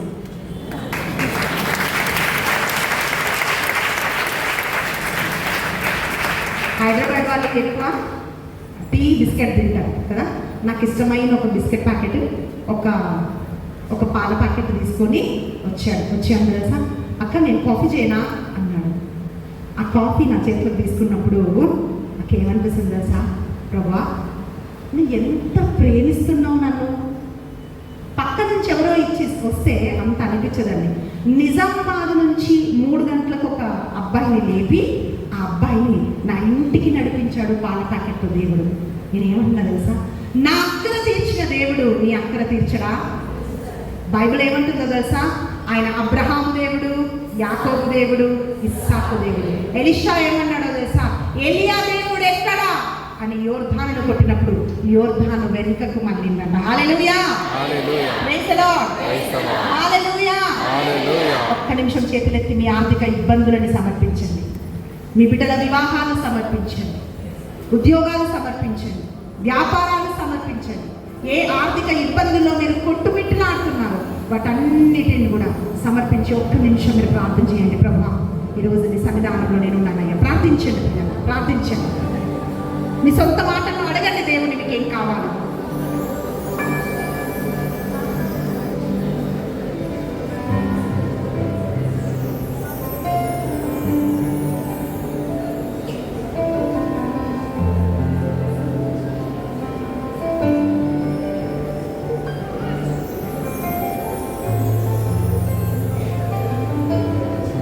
స్తోత్రమయ్యా, నీ సన్నిధానంలో ఉందండి. ఎవరు ఏ అక్కరలతో నీ సన్నిధానంలో ప్రార్థిస్తున్నారు నాయన. గృహాల కొరకు, ఉద్యోగాల కొరకు, పాడి పంటల కొరకు, ఆర్థిక ఇబ్బందులు, అప్పులు, వడ్డీలు, నిందలు, అవమానాలు అయ్యా నీ సన్నిధానంలో మేము ఉన్నామయ్యా. లేవనెత్తే దేవుడు నీవే, మా ఆకలి తీర్చువాడవు, మమ్మల్ని నడిపించే దేవుడు అయ్యా.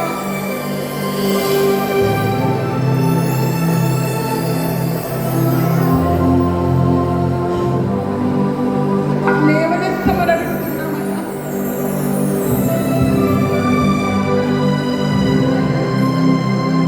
ప్రార్థించు ప్రియబిడ్డ, ఆయన మన మధ్యలో ఉన్నాడు. నీకేం కావాలి, ఏ కొరతతో ఉన్నావు ఈరోజు ఆయన సన్నిధిలో అడుగు. ఆయనని అన్నిటినీ సమకూర్చువాడు, ఆయన దీవించే దేవుడు.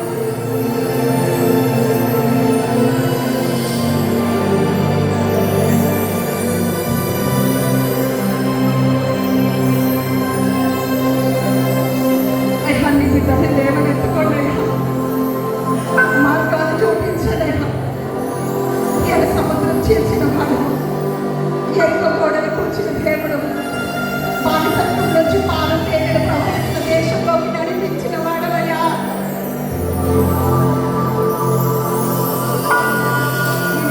క్షణం దీవించమని అడుగుతున్నానయ్యా.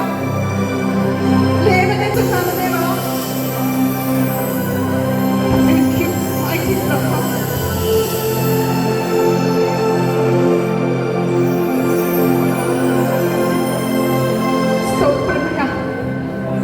ఈ సన్నిధానంలో ప్రార్థిస్తున్న ప్రతి బిడ్డని ప్రభు దీవించి ఆశీర్వదించమని యేసు ప్రశస్త నామమున ప్రార్థించి అడిగి వేడుకుంటున్నాము తండ్రి, amen. Hallelujah, hallelujah, hallelujah, hallelujah. Praise the Lord. గట్టిగా చప్పట్లు కొడుతూ దేవాదేవుని చెల్లిస్తాను.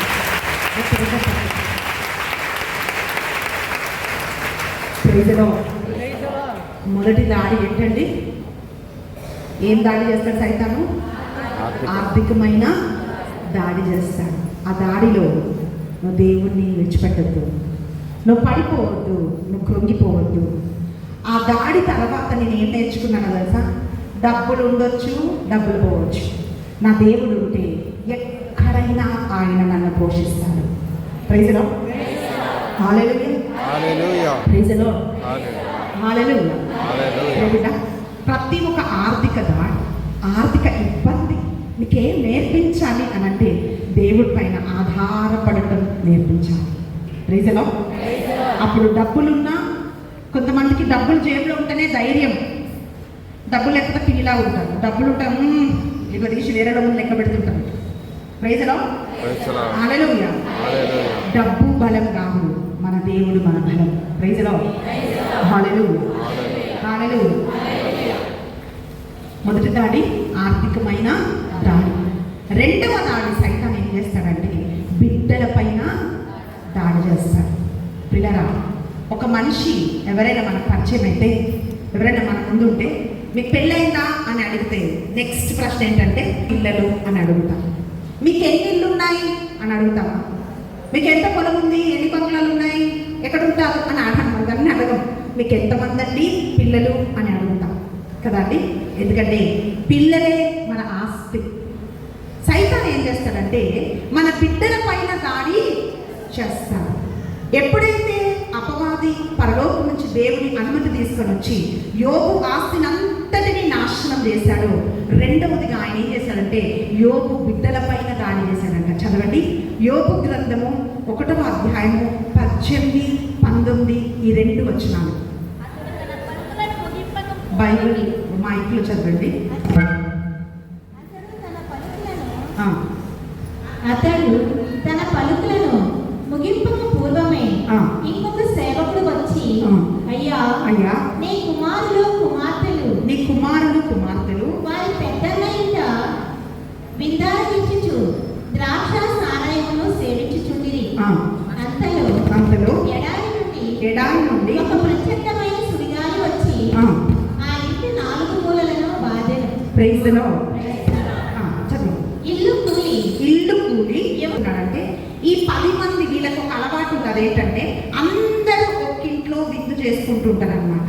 అట్లా విందు చేసుకుంటున్నప్పుడు వాళ్ళ ఇంటి ఎక్కడైతే వాళ్ళు నివాసం చేస్తున్నారో 4 వైపుల నుండి సుడిగాలి వచ్చి ఆ ఇంటిపైకి పడినప్పుడు ఆ ఇల్లు కూలి బిడ్డల పైన పడి 10 మంది అక్కడక్కడే చనిపోయారంట. ఆ వార్త యోబు దగ్గరికి తీసుకొని వచ్చినప్పుడు యోబు తన బట్టలు చింపుకొని బూడిద తలపైన చల్లుకొని ఏమంటాడు తెలుసా? దేవుడు ఇచ్చెను, దేవుడు తీసుకొనెను, ఆయన నామానికి స్తుతి కలుగునుగాక అని చెప్పి దేవుణ్ణి స్తుతించాడంట. కానీ నోటి మాట ద్వారా ఆయనను దేవుణ్ణి యోబు దూషించలేదు అని వాక్యము తెలియజేస్తాము. పిల్లరా, ఈ యోబు జీవితంలోంచి మనం నేర్చుకుంటున్న రెండవ ఆత్మీయ పాఠం ఏమిటి అంటే, సైతాను ఆర్థికంగా నిన్ను కొట్టాడు అనుకోండి, నువ్వు ఇంకా స్ట్రాంగ్గా నిలబడ్డావంటే ఏం చేస్తాడు తెలుసా? నీ బిడ్డల్ని పట్టుకుంటాడు. పట్టుకొని రకరకాల వ్యసనాలలోకి, మాట వినకుండా, చదవకుండా, నేను ఈమెను ప్రేమించాను, వాడిని ప్రేమించాను, అక్కడికి వెళ్తాను, ఇక్కడికి వెళ్తాను, తాగటము, తిరగటము, గొడవలు, ఇలాంటివన్నిట్లో బిడ్డల్ని పట్టుకుంటాడు. దేవుని సన్నిధికి రానివ్వడు. Praise the lord. Hallelujah. Hallelujah. Praise the lord. Praise the Lord. ప్రియ సహోదరి, ప్రియ సహోదరుడా, వాక్యం ఏం పలుకుతుందంటే అంటే మనకు అన్నీ ఉన్నా మన బిడ్డల జీవితం సరిలేకపోతే దేని కొరకండి? అవునా కదా? మన బిడ్డల సంతోషం ఉంటే, బిడ్డల సంతోషం కంటే తల్లిదండ్రులకి కావాల్సింది ఇంకొకటి లేదు. మరి ఆ బిడ్డలే సరిగా లేకున్నప్పుడు మనకు ఎన్ని ఉన్నా ఏమి ఉన్నా కూడా అన్నీ వ్యర్థమే. నేను శ్రీకాకుళంకి సువార్త ప్రకటించడానికి వెళ్ళి అక్కడి నుండి నేను ఇక్కడికి వచ్చానండి. ఒక స్థలానికి నేను వెళ్ళినప్పుడు ఒక సహోదరి చెప్తుంది, వాళ్ళ భర్త ఒక జోనల్ మేనేజర్ అన్నమాట. ఆ జోన్కే ఆయన పెద్ద. ఆమె ఏమంటుందంటే, అక్క నాకు 2 పిల్లలు, ఒక పాప పెళ్ళైపోయింది, 2వ పాప గురించే నా బాధంతా అంటుంది. ఏమైందక్క అని అడిగాను నేను. అప్పుడు ఏమంటుందంటే, ఎవరో ఒక ఫోన్ వచ్చింది నా కూతురికి. ఫోన్ వస్తే ఇది రాంగ్ కాల్ అని పెట్టేయాలి కదా, ఏం చెప్పిందో ఏమో తెలియదు, ఆ నంబర్ నుంచి మళ్ళీ ఫోన్ కాల్ వచ్చింది. ఈమె మాట్లాడింది, ఆ అబ్బాయి మాట్లాడాడు. ఆ మాటలు ప్రేమ వరకు వెళ్ళాయి.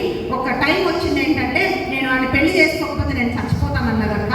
ఇంకా ఏమి గత్యంతరం లేక ఆమె మంచి సంబంధాలు వచ్చాయి, మంచి చదువుకుంది, ఆమె డాన్సర్, అన్ని మంచి మంచిగా అన్నీ ఉన్నాయి, మేము మంచిగా పెట్టించే స్తోమత మాకుంది, కానీ అతన్నే చేసుకుంటాను అన్నదక్క, ఇంకా మాకేం దారి లేక చచ్చిపోతుంది అన్నదని చెప్పి మేము ఆ పెళ్లి చేశాము. ఇప్పుడు ఒక పాప బాబు 2 పిల్లలు పుట్టారు. నా కూతురు డిప్రెషన్లో ఉంది అన్నది. డిప్రెషన్ అంటే తెలుసా, ఇంకొక మాటలో చెప్పాలంటే మానసిక స్థితి సరిగ్గా లేదు అని చెప్పింది. ఏమైందమ్మా, మరి ఆమె ఇష్టమైనవన్నీ కదా చేసుకుంది అని చెప్పిన. అవునక్క, కానీ ప్రాబ్లం ఏంటంటే భర్త కొడితే అత్త కొడుతుంది, ఆడపడుచు కొడుతుంది, సరిగ్గా తిండి ఉండదు, ఇంట్లో మొత్తం పని చేయాలి, ఏ ఒక్కరు కూడా ఆమెతో మాట్లాడరు. అంటే రకరకాల భయంకరమైన హింస, ఇంట్లో ఏది ముట్టుకోనియరక్క అని చెప్తుంది. నీ కులమేంటి, నువ్వేంటి అని చెప్పి ఇలా ఆమెను చిన్న చూపు చూసి నువ్వు వేస్ట్, నువ్వేం తెచ్చావు, ఏం డబ్బులు తెచ్చావని అత్తొక వైపు భర్తొక వైపు తిడుతుంటే నా కూతురు పిచ్చిదైపోతుంది అని చెప్పి తల్లి ఏడుస్తుంది. పిల్లరా, ఈరోజు రకరకాలుగా సైతాను బిడ్డల్ని పట్టుకోవడానికి ప్రయత్నము చేస్తున్నాడు. బైబిల్ గ్రంథంలో మనం చదివితే నిర్గమకాండము 1వ అధ్యాయము 22వ వచనం, 1వ అధ్యాయంలో మనం చదివితే పిల్లగా ఎప్పుడు సైతాను దేవుని బిడ్డలని వాడు టార్గెట్ చేస్తూ ఉంటాడు. ప్రైజ్ ది లార్డ్, హల్లెలూయా. ఫరో ఏం శాసనం చేస్తున్నాడు అని అంటే, ఫరో చెప్తూ ఉన్నాడు, నేను దివ్యవాణి టీవీలో స్త్రీ ఆధ్యాత్మిక శక్తి అనే ప్రోగ్రాంలో, అలాగే కాదబెన్ని ఎస్విడి ఛానల్లో ఈ స్త్రీల కొరకు ప్రత్యేకమైన టాక్స్ నేను చెప్తూ ఉంటున్నప్పుడు దాంట్లో చెప్పాను, మీరు చూడండి కావలిస్తే. అక్కడ మంత్రస్వాములకి ఆ ఫరో రాజు ఒక బాధ్యత అప్పచెప్పాడు. ఆ బాధ్యత ఏంటంటే హెబ్రీ స్త్రీలు పిల్లల్ని కంటే వాళ్ళని ఆ పురటి పీటల పైననే చంపేయాలి అని. ఈ హెబ్రీ మంత్రస్వాములు దేవుడికి భయపడి వాళ్ళను చంపలేదు కనుక కొంతమంది మిగిలిపోయారు. అప్పుడు ఆయన ఇంకొక శాసనం చేశాడు, అంటే ఒక రూల్. ఆ రూల్ ఏంటో తెలుసా, మగ పిల్లలు పుడితే నైలు నదిలో పారేయాలి, ఆడపిల్లలు పుడితే బ్రతకనివ్వాలి అని చెప్పాడు. నిద్రపోతున్న వాళ్ళు గట్టిగా చప్పట్లు కొట్టండి, గట్టి కొట్టాలి. ఏం చెప్తాను నేను, హల్లెలూయా. మెలుకుతూనే ఉన్నారా నిజంగా? Praise the lord. మీకు బోర్ కొట్టిందంటే ఇట్లా అంటే అప్పుడు ఆపేస్తాను నేను, ఎందుకంటే నేను చెప్పాలనుకొని చెప్పుకొని పోతే లాభం లేదు కదా. చెప్పింది మీకు అర్థం కావాలి. అన్న మీకు అర్థమవుతుందా నా భాష? అర్థమవుతుందా వాక్యం? ప్రైజ్ ది లార్డ్, హల్లెలూయా, హల్లెలూయా. ప్రియ బిడ్డ, హెబ్రీల పిల్లలు పుడితే వాళ్ళను నీటిలో పడేయాలని శాసనం చేసినప్పుడు ఒకే వేరుకి చక్కటి కుమారుడు పుట్టాడు. వాడు చూడడానికి సుందరుడుగా ఉన్నాడంట. వాక్యం చెప్తుంది, ఇంత చక్కటి కొడుకును నీళ్ళలో పడేస్తే నా కొడుకు చనిపోతాడు కదా, నేనేం చెయ్యాలి అని అనుకుంది. అయితే రాజు నా ఎదిరించగలుగుతుందా? ఎదిరించలేదు. ఈరోజు తల్లులు తండ్రులు మీరేం గుర్తుపెట్టుకోవాలంటే, యోబు ప్రార్థించే ఒక తండ్రి, యొకలేదు ప్రార్థించే తల్లి. ప్రార్థన దాటి కీడు మన బిడ్డల్ని సమీపించదు. ఆమేన్, హల్లెలూయా. ఈమె ప్రార్థన చేస్తుంది. ఆమె ప్రార్థన ఫరో కళ్ళని కప్పేసి 3 నెలలు ఆ బిడ్డని ఆమె ఇంట్లో దాచిపెట్టింది. మీరు ఒక్కసారి ఇమాజిన్ చేయండి. ఇప్పుడు తల్లులు చాలా మంది ఉన్నారు కదా ఇక్కడ, మీ అందరూ నాకు చాలా మంది తెలుసు ఇక్కడ ఉన్న వాళ్ళందరూ. పిల్లలు 3 నెలలు అంటే ఎట్లుంటారండి? రాత్రి పగలు ఏడుపు ఏడుపు ఏడుపు. నలుగురున్న సరిపోదు వాళ్ళని పట్టుకోవడానికి, స్నానం చేయడానికి, వాళ్ళని చూసుకోవడానికి. అవునా కదా? అయితే 3 నెలలు ఎవ్వరికి తెలియకుండా ఆ తల్లి ఎట్లా దాచిపెట్టిందంటే ఆ బిడ్డని ప్రార్థనలో దాచిపెట్టింది. హల్లెలూయా. తల్లుల ప్రార్థన బిడ్డలకి కవచం ప్రియ. ఆ ప్రార్థన మన బిడ్డని ఒక మ్యాంటల్ లాగా కప్పి ఉంచుతుంది. Hallelujah, praise the lord, hallelujah, hallelujah, praise the Lord. ఎంతమందికి అర్థమవుతుంది? ఒక మ్యాంటల్ లాగా కప్పి ఉంచుతుంది. 3 నెలలు అయిపోయింది, ఇంకా దాచలేని ఒక పరిస్థితి వచ్చింది. ఏం చేయాలయ్యా అని చెప్పి ఒక మంచి గుట్ట చేసింది, కీలు పూసింది, బిడ్డని దాంట్లో పక్కబెట్టింది, నైలు నదిలో వదిలింది. అక్కడ ఫరో కుమార్తె మంచిగా స్నానం చేస్తుంది. ఆమె ఈ బిడ్డను చూడగానే ఎంత బాగున్నాడు వీడు అనుకుంది. ఫరో కుమార్తెకు తెలుసు వాడు హెబ్రీ బాలుడు అని. అయినా సరే ఏమన్నా తెలుసా, వీడు నేను మోషేని తీసుకొని ఏమంటదంటే మోషే నీటి నుండి వీడు తీయబడ్డాడు కనుక మోషే అని పేరు పెట్టింది. మిరియా పరిగెత్తుకొని వచ్చింది, ఏమన్నా తెలుసామా, వీళ్ళు పెట్టడానికి మీకు ఒక దారి కావాలా, నేను తీసుకొస్తానని. తీసుకురా అనగానే వాళ్ళ అమ్మని తీసుకొని వచ్చింది. ఈ ఫరో కుమార్తె ఏం చేసిందో తెలుసా, ఆ బిడ్డని యొక్క వేడికిచ్చిదిగో వీడు రాజకుమారుడు, నా కోసం నువ్వు వీడిని పెంచాలని చెప్పి జీతం ఇచ్చింది. హల్లెలూయా. అర్థమైందండి? తల్లి పాలిచ్చింది, బిడ్డని పెంచింది. బిడ్డని పెంచినందుకు డబ్బులు వచ్చాయి. ఇప్పుడు మనకు వచ్చాయండి. ఏం తీసుకున్నాం, ఏం చేసామంటారు ఇంట్లో. పిల్లల్ని పెంచుతారు. మా టీంలో ఒక అమ్మాయి, 2 పిల్లలు ఉన్నారు. భర్త సాఫ్ట్వేర్లో చేస్తాడు.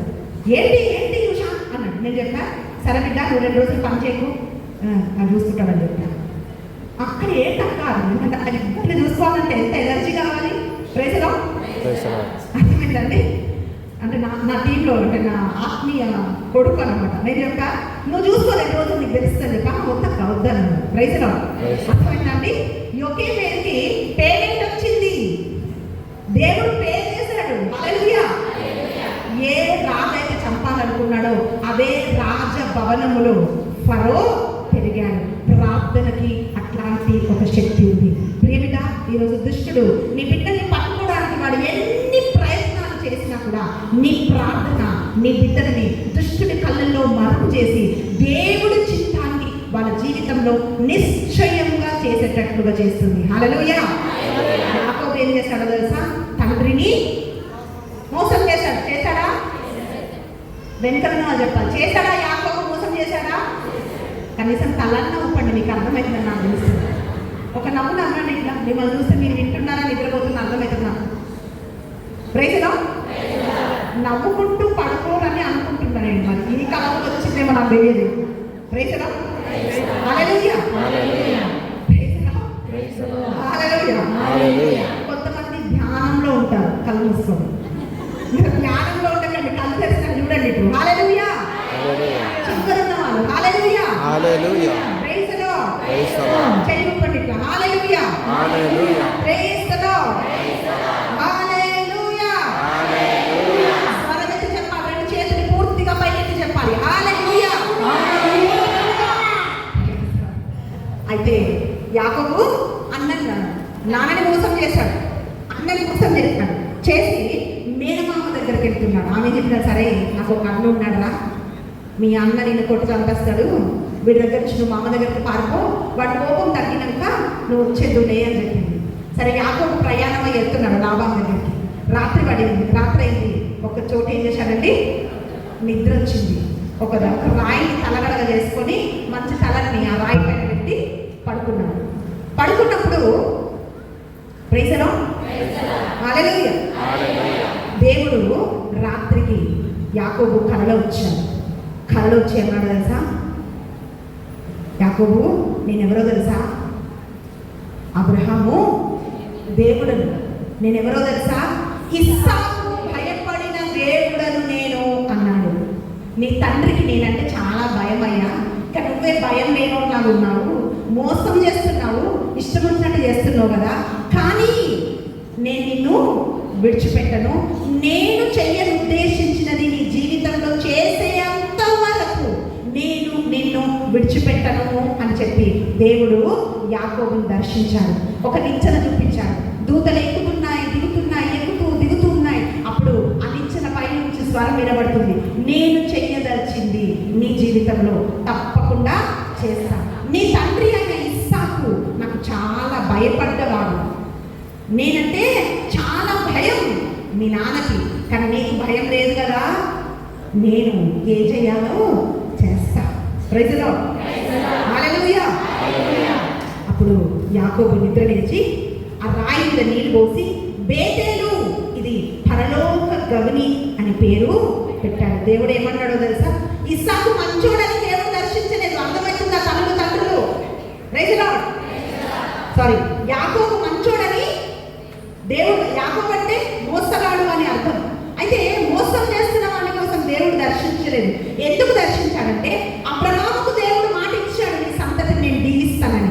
ఇస్సాకుకు దేవుడు మాట ఇచ్చాడు, నేను దీవిస్తానని. కనుక యాకోబును దర్శించి ఏమంటున్నాడు తెలుసా, నేను అబ్రహాము దేవుడను, ఇస్సాకు దేవుడను, కనుక మీ పితరుల దర్శింపవచ్చాను అన్నాడు. ప్రియబిడ్డ, ఒక తల్లిగా నువ్వు ప్రార్థన చేస్తుంటే, తండ్రిగా నువ్వు ప్రార్థన చేస్తుంటే, నీవు దేవుణ్ణి కనిపెట్టుకుని ఉంటే, నీ బిడ్డలు ఎక్కడో దారి తప్పిపోతుంటారు కదా, వాళ్ళని అక్కడ దర్శించడే. మీ అమ్మ ప్రార్థన చేసే అమ్మరా, అందుకే నిన్ను కాపాడుతున్నా. చెలో నాడు గోగా అంటాడు. హల్లెలూయా. ఎంతమందికి అర్థమవుతుంది వాక్యం? నా కూతురు ఎక్కడికి వెళ్ళిందో, నా కుమారుడు ఎక్కడికి వెళ్ళాడో, వాళ్ళ ఫోన్లో ఏం చేస్తున్నారో, మనం ఏమైనా వాళ్ళని ఇంత సంత ఉంటే కాదండి, ఇక్కడ నుంచి చాటింగ్ చేస్తారు వాళ్ళు. ఇట్లా నిమిషంలో చాటింగ్, నిమిషంలో మాటలు, నిమిషంలో వాళ్ళు చేయాల్సినవన్నీ కూడా పిల్లలు చేసేస్తుంటారు. వాళ్ళను కనిపెట్టుకోలేవు ప్రియబిడ్డ. కానీ నువ్వు ప్రార్థన చేసినప్పుడు నీ ప్రార్థన నీ బిడ్డలకు ఒక కవచముగా ఉంటది. హల్లెలూయా. నీ ప్రార్థన నీ బిడ్డలని సమస్త కీడులోంచి కాపాడుతుంది. Hallelujah, hallelujah, hallelujah, hallelujah, hallelujah, hallelujah. Praise the lord. ఈరోజు ప్రియబిడ్డ, దేవుడు కీర్తన 90 మోషే అంటాడయ్యా, నీవే తరతరములకు నా నివాస స్థలము అంటున్నాడు. అంటే మన దేవుడు God is interested in our generations. అంటే మన తరాలు దేవుడికి కావాలి. అందుకే వాగ్దానం ఆయన ఏమంటాడు, ఎవరైతే నన్ను ఆరాధిస్తారో 1000 తరాల వరకు నేను మిమ్మల్ని దీవిస్తాను. మీరు ఎప్పుడైనా ఇమాజిన్ చేస్తారా 1000 తరాలంటే ఎంతమంది?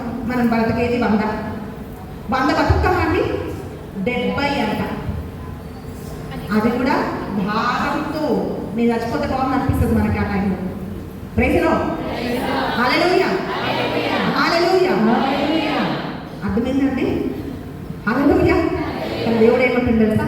ఒక్క తల్లి, ఒక్క తండ్రి, ఒక్క వ్యక్తి దేవుని ఆరాధిస్తే 1000 తరాల వరకు దేవుడు మన వంశాన్ని దీవిస్తాడంట. ఆమేన్, హల్లెలూయా. ఏ తెగులు నీ బిడ్డల దగ్గరికి రానియడు, ఏ తెగులు నీ గుడారం దగ్గరికి రానియడు. హల్లెలూయా. Praise the lord. ఈరోజు నేను సేవలోకి వస్తున్నప్పుడు నేను మ్యాథ్స్ టీచర్గా పనిచేశానండి. నేను 10th క్లాస్ మ్యాథ్స్ చెప్పేదాన్ని. ఇక్కడ చాలామంది టీచర్లు ఉన్నారు. టీచర్లకు బాగా తెలుసు ఏంటంటే వాళ్ళ పిల్లలు బాగా చదవాలని మనకు అనిపిస్తుంది. ఎందుకంటే మనమే పాఠాలు చెప్తాం కదా. కానీ ఇప్పుడు మన బిడ్డలు చదవలేదు అనుకో, మనకి ఎట్లుంటుంది చెప్పండి? లెక్కలేనంత బాధ ఉంటుందా? బాధ ఎవరికి చెప్పలేము మనం. Praise the lord. Hallelujah, hallelujah. Praise the lord Jesus. Praise the lord. ఒక్క నిమిషం చేతులెత్తి చెప్పండి అందరూ. హల్లెలూయా, హల్లెలూయా, హల్లెలూయా. ఇప్పుడు నేను టీచర్ కాబట్టి మా పిల్లల్ని కూర్చోబెట్టి నేను చదివిస్తూ ఉండేదాన్ని. ఇప్పుడు నేను సేవకి వెళ్ళాలి, బయట చదవాలి, ప్రేయర్కి వెళ్ళాలి, ధ్యాన పడకంలో నేను సహాయం చేయడానికి వెళ్ళాలి అంటే నా బిడ్డలు ఉన్నారు. ఒకరోజు నేను అడుగుతున్నా, నేను ఏం చేయాలి ప్రభువా, మరి ఇప్పుడు నా బిడ్డల్ని నేను చదివించాలి కదా అని నేను అనుకుంటున్నప్పుడు దేవుడు ఒక మాట ద్వారా నాకు మాట్లాడాడు. ఆదికాండంలో ఆయన ఏమన్నాడు తెలుసా? నీ సంతతి వారు శత్రువుల గౌనిని స్వాధీనపరచుకుంటారు. Praise the lord. అర్థమైందండి? నీ సంతతి వారు శత్రువుల గౌనిని స్వాధీనపరచుకుంటారు. Praise the lord. హల్లెలూయా. అంటే దేవుడు ఏమంటున్నాడు? నీ సంతతిని నేను దీవిస్తాను. ఆయన అంటున్నాడు, నీ బిడ్డలు బలవంతుని చేతిలో బాణముల వలె ఉంటారు. నీ సంతతి మీద నా ఆత్మను కుమ్మరిస్తాను అని యెషయా 43లో దేవుడి వాక్యం పలుకుతాను. నీకు పుట్టిన వారిని నేను దీవిస్తాను అని దేవుడి వాక్యం పలుకుతాను. యెషయా గ్రంథంలో ఆయన అంటున్నాడు, ఇదిగో అపాయం కలుగుటకు మీరు పిల్లల్ని కనరు అని వాక్యం తెలియజేస్తాను చాలాసార్లు. Praise the lord. Hallelujah, hallelujah, hallelujah. Praise the lord, praise the lord, hallelujah, hallelujah. చెప్తాం హల్లెలూయా, హల్లెలూయా, హల్లెలూయా, హల్లెలూయా.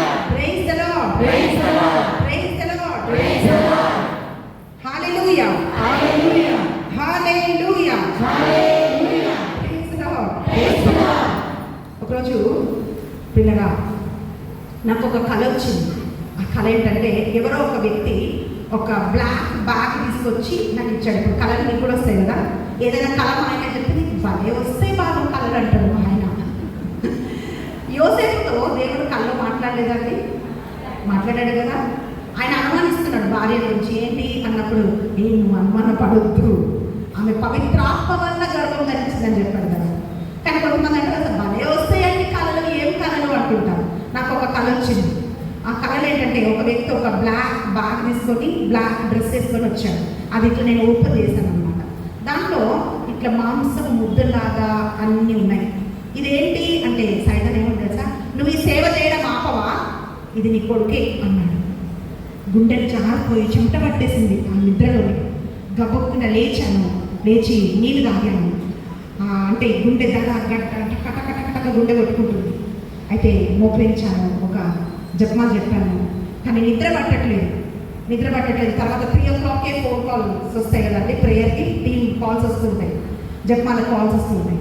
సో వాళ్ళకి ప్రేయర్ చేయడానికి ఇంకా నేను ప్రార్థన చేస్తున్నా, కన్నీటితో అడుగుతున్నా, ప్రభువా నా బిడ్డలను కాపాడని చెప్పి నేను ప్రార్థన చేస్తున్నాను. యెషయా గ్రంథం తీసి నేను చదువుతున్నప్పుడు ఒక చక్కటి మాట నేను చదివాను.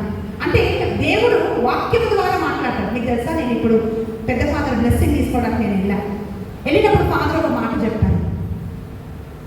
ఏమన్నా తెలుసా, దేవుని వాక్యానికే అంటిపెట్టుకొని ఉండాలి, దేవుని వాక్యమే ప్రకటించాలి అని చెప్పాడు. Praise the lord. అర్థమైందండి?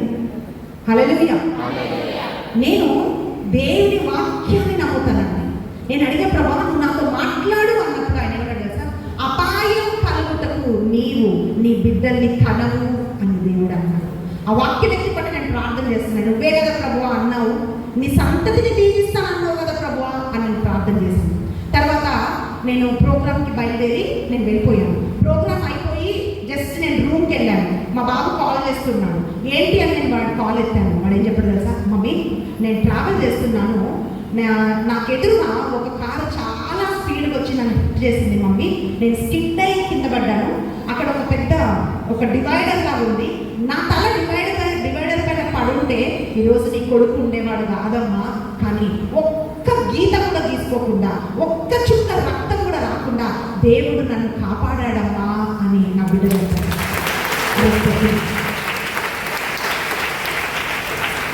Praise the lord.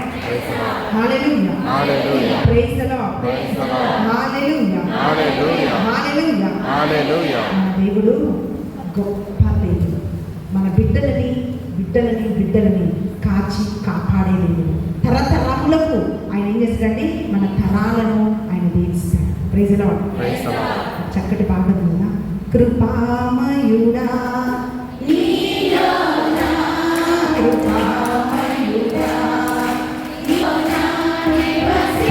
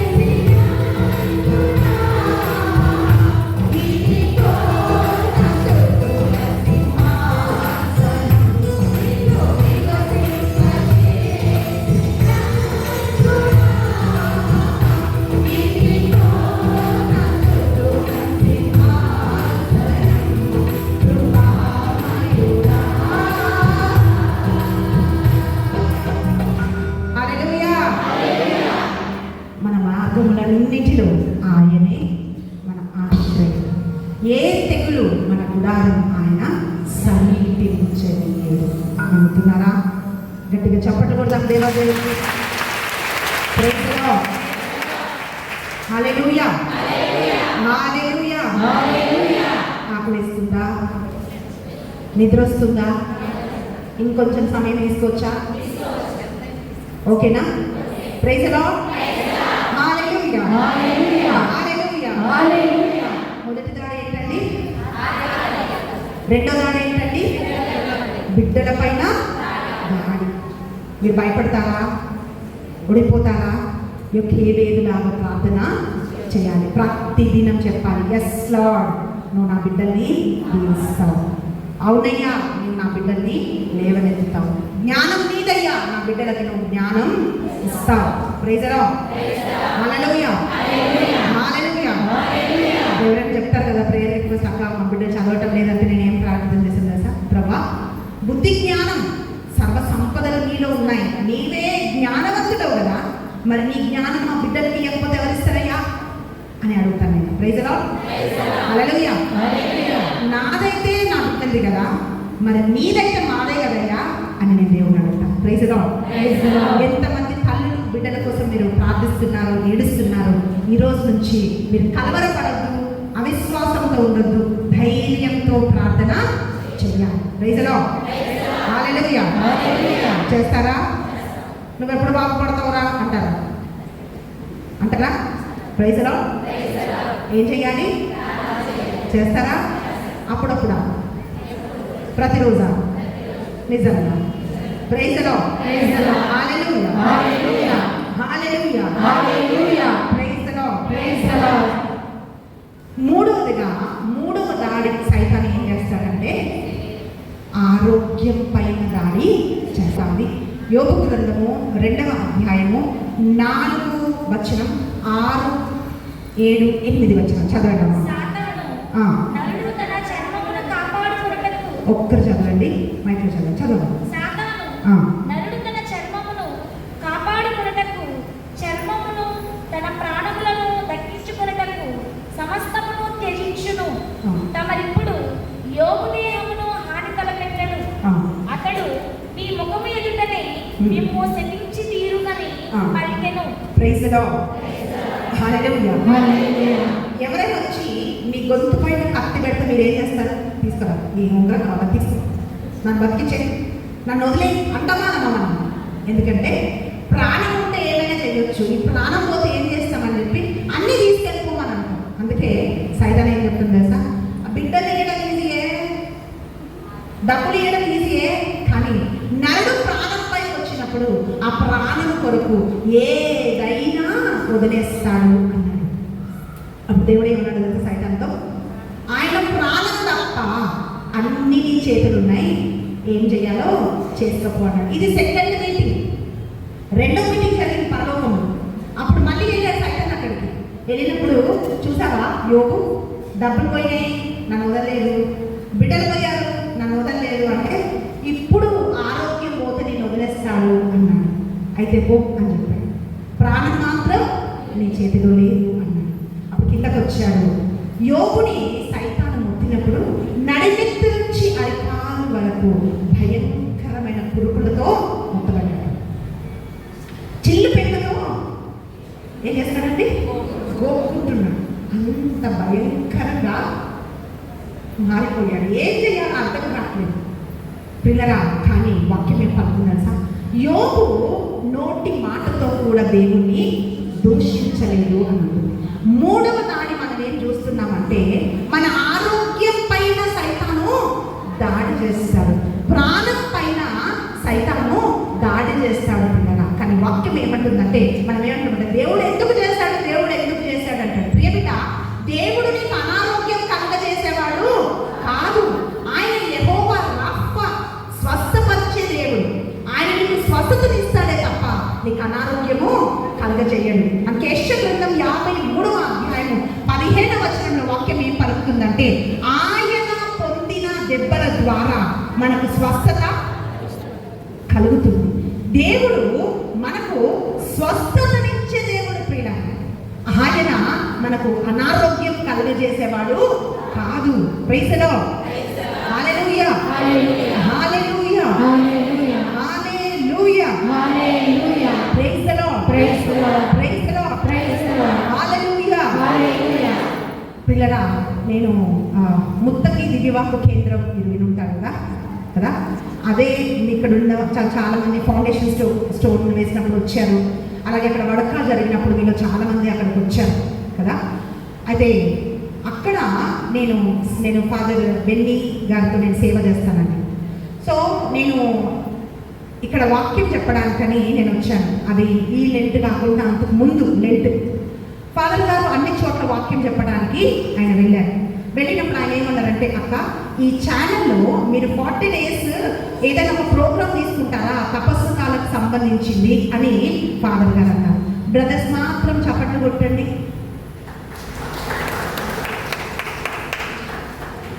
చెక్కి. Praise the lord. Hallelujah. Hallelujah. Hallelujah. Praise the lord. Praise the Lord.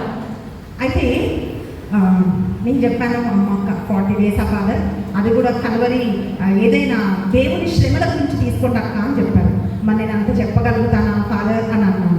ఏం కదక్క, దేవుడు నడిపిస్తారు, మేము ప్రేయర్ చేస్తాము అన్నారు. సరే అని ఫాస్టింగ్ ఉండి ప్రేయర్ చేసి దేవుడి సన్నిధిలో నేను అడుగుతున్నాను అన్నమాట, ప్రభువా నీ శ్రమను చెప్పే అంత జ్ఞానం ఉన్నదా అని. నేను కాదయ్యా, మరి 40 రోజులు నేను ఏం చెప్పాలి నీ వాక్యం అని చెప్పి నేను ప్రార్థన చేస్తున్నాను.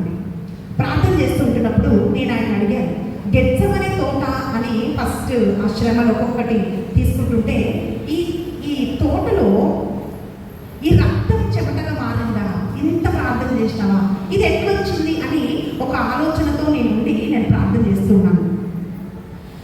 ఇంకా ఈ లెంట్ ప్రోగ్రామ్ స్టార్ట్ చేయడానికి ఒక 4-5 days ఉంది. ఎగ్జాక్ట్గా డేస్ నాకు గుర్తులేదు. ఒక 4-5 days ఉందన్నమాట. మధ్యాహ్నం నేను ప్రార్థన చేస్తున్నాను అన్నమాట 3 గంటలకి. సడన్గా నాకు హృదయంలో ఏదో ఒక కలవరము, అంటే మైండ్ అంతా ఇలా అనిపిస్తుంది. ఏంటి ఇట్లా అనిపిస్తుంది, ప్రార్థన చేస్తే ప్రశాంతత రావాలి కానీ ఈ కలవరం ఎందుకు వస్తుంది అని చెప్పి మా ఇంటికి నేను కాల్ చేశాను, వీడియో కాల్ చేశాను. చేస్తే నా భర్త ఫోన్ తీసినప్పుడు నేను అన్నాను, ఏంటి మా ఆయన పేరు ప్రసన్న, ఏంటి ప్రసన్న మొహం ఇలా కనిపిస్తుంది ఏంటి అన్నాను. ఏమైంది నాకు అన్నాడు.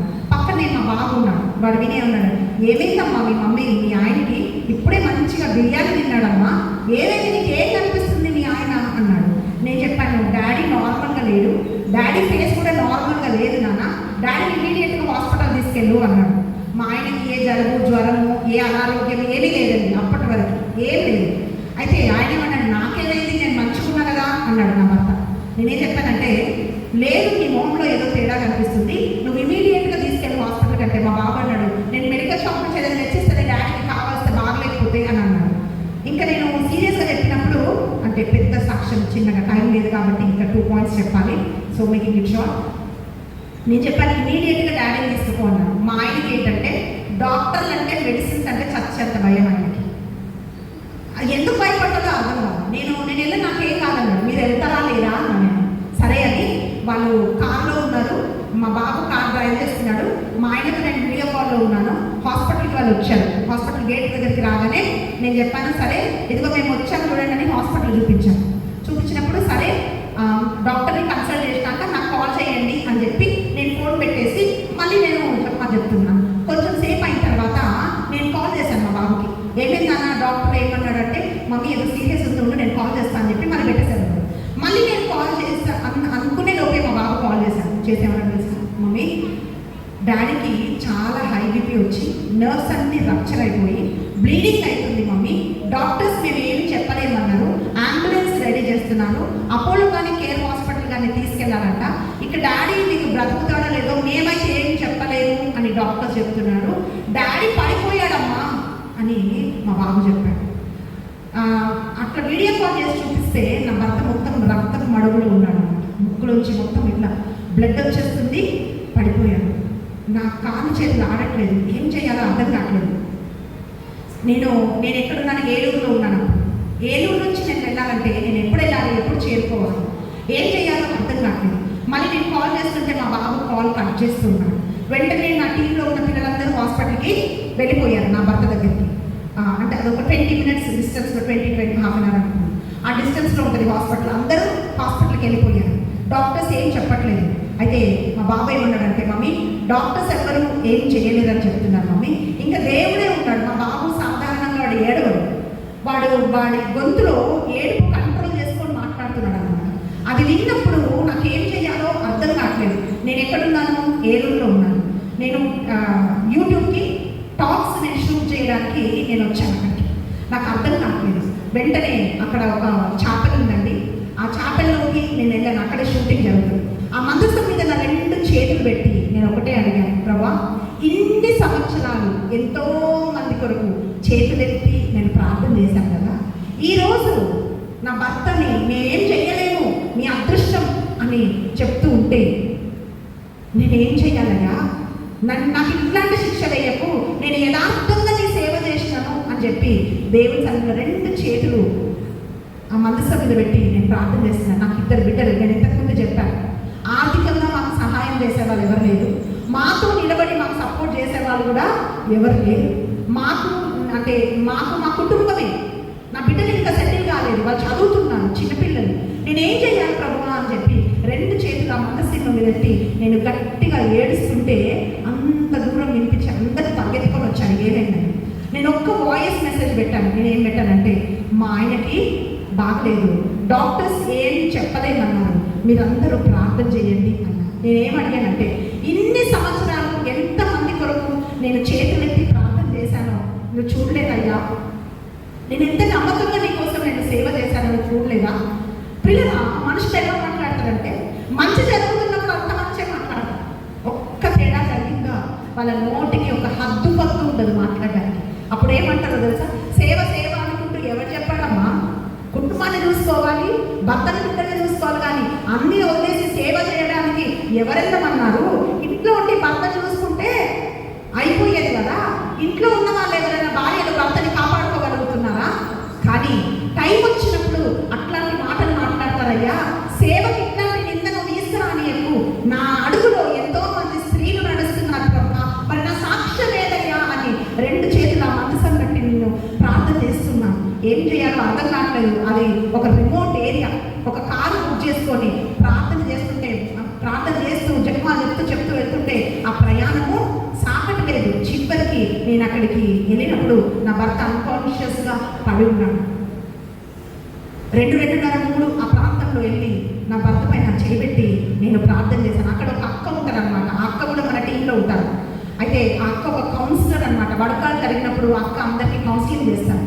అక్కకి నేను చెప్పాక ఒక్కసారి ఫోన్ చేసి నా భర్తకి ఇస్తారా అని అంటే ఆమె ఫోన్ తీసుకెళ్ళింది. నేను ఒకటే అన్నా, ప్రభా ఎవరెవరో హాస్పిటల్లో ఉంటే వాళ్ళ కొరకు నేను ప్రార్థన చేస్తాను కదా, ఈరోజు నా భర్త కొరకు నేను ప్రార్థన చేస్తున్నాయ్యా. అయ్యా, ఆ రోజు ఇజ్రాయేలు ప్రజల మీద నేను రక్తం ప్రోక్షించినప్పుడు సంహారదూత వెళ్ళిపోయినట్టుగా ఈరోజు నా భర్త మీద నీ రక్తం పోయి ప్రభా, మరణదూతను బంధించయ్యా, జీవం పోయి ప్రభా అని చెప్పి నేను ప్రార్థన చేశాను. పిల్లలు వెళ్ళి నా భర్త తల మీద చేయబట్టి నేను ప్రార్థన చేసినప్పుడు నా భర్త కళ్ళు తెచ్చి చూశాను. 3 గంటలకు వెళ్ళినప్పుడు కళ్ళు తెచ్చి చూశాను. పొద్దున డాక్టర్స్ వచ్చారు, అబ్జర్వేషన్లో పెట్టారు. తర్వాత ఒక 2 డేస్ అక్కడ ఉన్నారు. డిశ్చార్జ్ అవుతున్నప్పుడు నేను డాక్టర్ దగ్గరికి వెళ్ళి నేను చెప్పాను, డాక్టర్ గారు థ్యాంక్స్ అండి, నా భర్తను దేవుళ్ళగా మీరు కాపాడారు అన్నప్పుడు ఆయన ఏం చెప్పాడు తెలుసా? అమ్మ, నువ్వు నాకు థ్యాంక్స్ చెప్పొద్దు, 2 నిమిషాలు ఆలస్యం అయితే నీ భర్త నీకు దక్కేవాడు కాదు, నీ అదృష్టం అన్నాడు. అదృష్టం ఏం లేదండి, నా దేవుడు నా భర్తను కాపాడాడు. ప్రేమలో ఈరోజు నా మ్యారేజ్ అయినా నేను ఎందుకు వచ్చానో తెలుసా? ఆ రోజు ఆ మందస్సు మీద చేతులు పెట్టి నేను చెప్పాను, ప్రభా నా భర్తను నువ్వు ప్రాణాలతో ఉంచయ్యా, నా భర్తకు దీర్ఘాయుష్ని ఇప్పుడు చేసిన దానికంటే ఇంకా నమ్మకంగా నీ సేవ చేస్తా ప్రభువా అని చెప్పి 2 చేతులు ఆ మందస్సు మీద పెట్టి దేవుడితో నేను తీర్మానం చేసుకున్నాను. పిల్లరా, అప్పుడు నాకేం అర్థమైందంటే, ఒక్క నిమిషం దేవుడు నన్ను మర్చిపోయి ఉంటే ఈరోజు నా జీవితం వేరేలా ఉండేది. నీ దేవుడు నిన్ను మర్చిపోయేవాడు కాదు, నీ దేవుడు నిన్ను విడిచిపెట్టేవాడు కాదు ప్రియ బిడ్డ. ఆయన నిన్ను జ్ఞాపకం చేసుకుంటాడు. మీకు తెలుసా అండి, నాకు తెలిసిన వాళ్ళు తెలియని వాళ్ళు ఎక్కడెక్కడి వాళ్ళు భానక్క భర్త కోసం ప్రార్థన చేశారు. నేను ఎక్కడికి వెళ్ళినా అంటారు, అక్క అన్నకి ఎలా ఉందక్క, బాగుందా, ఆరోగ్యం ఉన్నారా అని అడుగుతుంటారు. వాళ్ళు ఎవరండి నాకు? దేవుని ప్రేమను బట్టి అనేక మంది ఆత్మీయులు చేతులెత్తి ప్రార్థన చేశారు. అయితే అందరి ప్రార్థన వల్ల ఈరోజు నా భర్త సజీవుల లెక్కలో నిలబడి ఉన్నాడు. పిల్లలు, నేనేమంటా తెలుసా, సైతాను అనారోగ్యం కలుగజేస్తాడు, సైతాను నువ్వు పడగొట్టడానికి ఎన్నెన్నో చేస్తాడు, కానీ వాటన్నిటి మధ్యలో నీ దేవుడు నిన్ను నడిపిస్తాడు. Hallelujah, hallelujah, hallelujah, hallelujah. Praise the lord, praise the lord, praise the lord, praise the Lord. ఆయన స్వస్థపరిచే దేవుడు. కలుస్తాడా? స్వస్థపరుస్తాడా? నేను విడిపిస్తాడా? నేను నడిపిస్తాడా? Praise the lord, praise the lord, hallelujah, hallelujah, hallelujah, hallelujah. Praise the lord, praise the lord, hallelujah, hallelujah. Praise the lord, praise the lord, hallelujah, hallelujah. ఒక్క నిమిషం చేతులెత్తి ప్రార్థన చేయండి. ఈరోజు ఎవరికైతే అనారోగ్యంతో మీరు బాధపడుతున్నారు, దేవుని వాక్యం పలుకుతుంది, ఆయనే నీకు స్వస్థతనిచ్చే దేవుడు.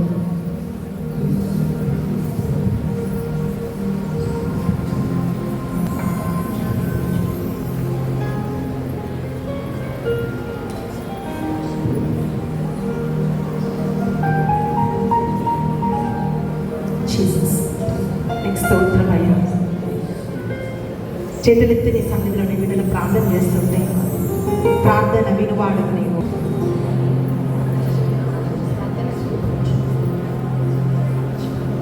జీసస్, స్తోత్రమయ్యా. రెండు చేతులెత్తి ఒక్క నిమిషం ప్రార్థించు. ప్రభువా, ఇదిగో నా తండ్రి, నీకు వందనాలయ్యా, నీకే స్తోత్రం.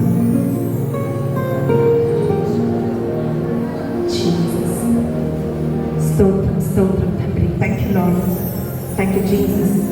చేతులెత్తి ప్రభా నీ సన్నిధానంలో నీ బిడ్డలు ప్రార్థిస్తూ ఉండగా నా తండ్రి, ప్రతి బిడ్డ ప్రార్థన మీరు ఆలకించమని ప్రార్థిస్తున్నాను తండ్రి.